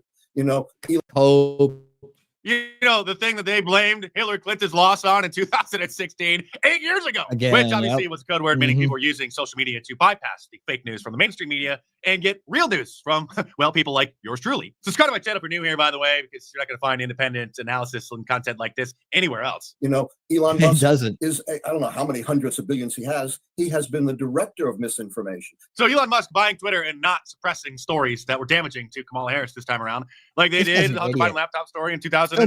That threw off his entire model. Fredo is working part-time over at News Nation, the fledgling cable channel, as an excuse to just get out of the house. Had Mr. Lichtman on to pity him. Yes, as I said, things could go wrong. There could be unprecedented events that change the pattern of 160 years. Yeah, sure. How about you're a grifter? You've always been a grifter. It's a piece of shit system, right? And your bias got in the way of your grift this time, and now you look like a fool. Years of history. That's what happened here. Two things. Number one, disinformation. We've always had disinformation. Yeah, it's called the establishment media, and it's controlling your mind right now. You see, but you're in the box. You can't see the walls. You can't see the cage that you're in, and that's the problem, right? That's why your little keys, your little grift didn't work out for you because you bought in to the disinformation. It just was so much worse this time. What disinformation were Republicans spreading? Again, it's a code word meaning damaging facts about Kamala Harris. People learned that she wanted to use our tax dollars to give transgender surgeries to illegal aliens who were in jail. But disinformation has exploded to an unprecedented degree. The truth has exploded to an unprecedented degree. And surprisingly, social media was quite a bit looser this time around than in 2020. We were a little bit more free to say the things that we wanted to say. You talked about a grievance election, but a lot of that grievance was driven by disinformation. Starts with Fox News and conservative. Oh my God. The Fox starts with Fox News. They're establishment media too, man. I don't give them a pass at all. Media, conservative podcasters with tens of millions of views. Listen, sir, I'm not a podcaster and I'm not Fox News. You will address me as a YouTuber. We've seen something brand new this time. The 300 billionaire Elon Musk. Oh, 300 buying billionaire. a social media network and not going 300 billionaire. That's why my grift didn't work. along with the liberal agenda. Mr. Lichtman is having almost as big of a meltdown as the feminists on TikTok, and thankfully he's still doing interviews to show it off to us. It was some 10 million Biden voters who decided not to vote this time, and he thinks that there's actually 20 million, right? That were suddenly appeared out of nowhere. You wasn't in your keys last time, by the way, pal. Appeared out of nowhere and disappeared because, lockdowns and mail-in ballots and, fake water emergencies where under the table ballots that are 100% for Biden were ran 3 times each, and it's big stacks over and over and over again. Only in key swing states, only those places. Suddenly 20 million voters appeared out of nowhere, and then they just disappeared again. What? I thought they came out against Trump. Why wouldn't they come out again against Trump? What happened? Where are your keys now, pal? That's directly tied to misinformation. You know, they Oh yeah, that's what it is. Look at the dead eyes. Dead eyes. don't like Trump. No, they don't like that the Democrat Party went full communist. That's dead eyes. He's completely possessed by the establishment demon. The darkness has taken him. His eyes are literally black. They don't like that the Democrat Party is paying for illegal aliens to stay in high-end hotels in New York City using our tax dollars. And the Democrats overplaying their hand by launching their ridiculously insane October surprise, accusing Donald Trump of being Hitler, all of his supporters being neo-Nazis, actually ostracized many normal blue-collar Democrats because they realized how full of crap they are. Both sides can say things like this, like misinformation. It's hard If to you don't let me make quantify my that. points, why do you have me on? No, we love it. We don't want to listen and believe what I'm saying. Why are you having me here? Conversation. It's spirited. I think there's a All little right, bit of we're a delay. done. We're done. Go. Let him leave. Let him leave. Don't even say, okay, goodbye. Goodbye. Just you're the disinformation, bro. You can't back up a goddamn thing you're saying. I You think don't we'd let love me talk. What's the point? you Are can. you The point is that you're wrong and you're on here just filling the airways full of fucking turd whistles. It's like the expert or am I the expert? You can question. Actually, sir, I'm the expert. I'll spare you for having to listen to Rosie O'Donnell. Oh my Not to look God. to her.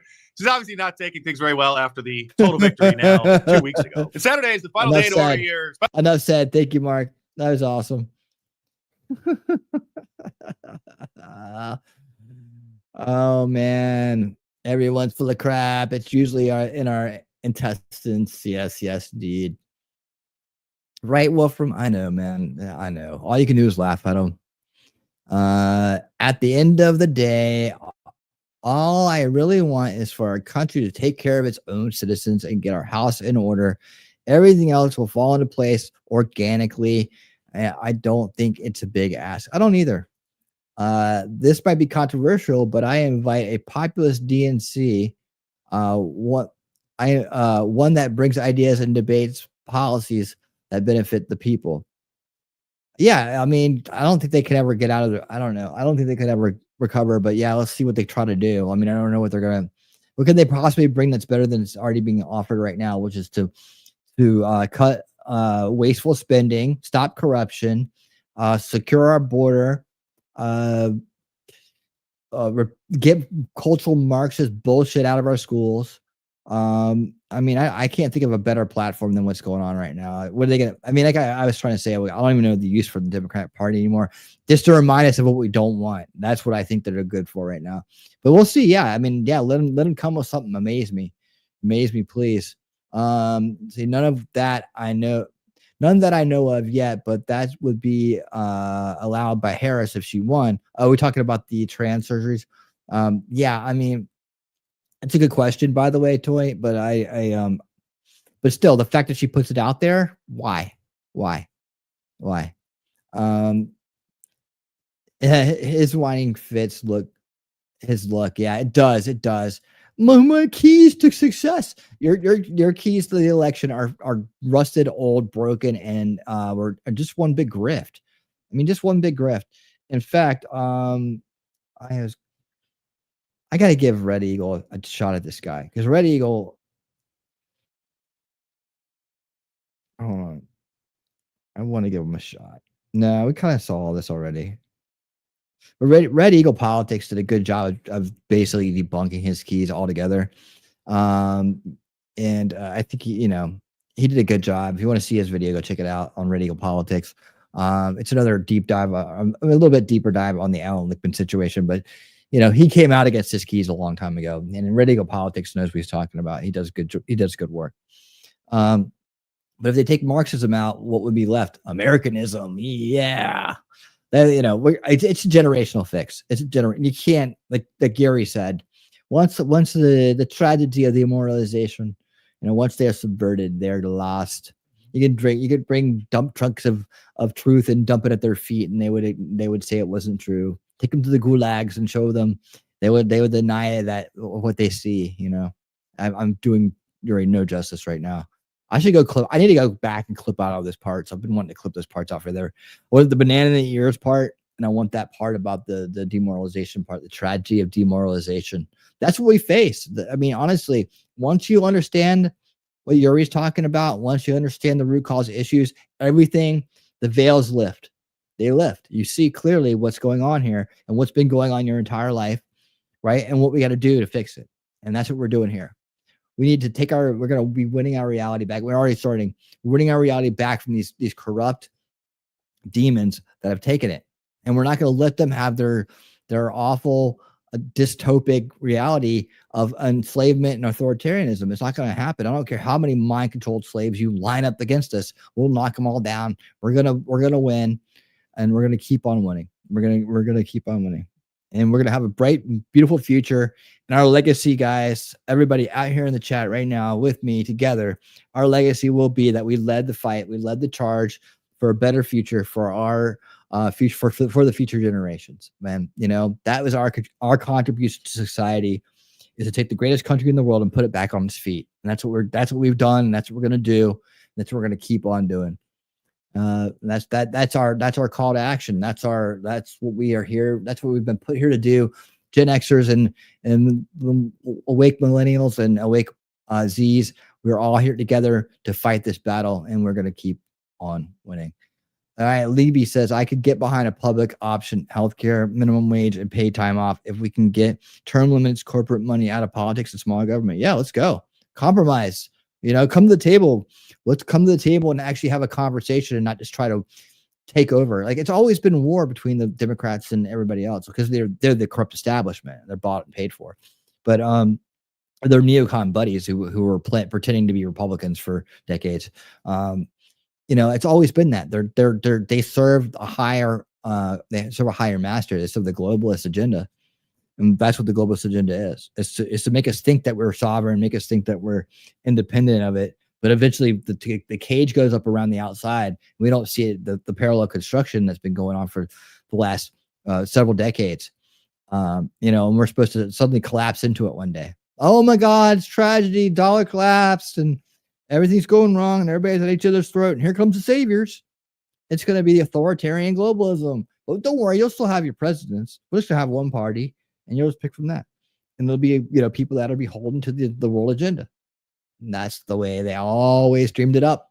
They're a quote unquote globalist agenda, right? Yeah, many words for it. Many words for it. It's a dystopic future, though, one we don't want.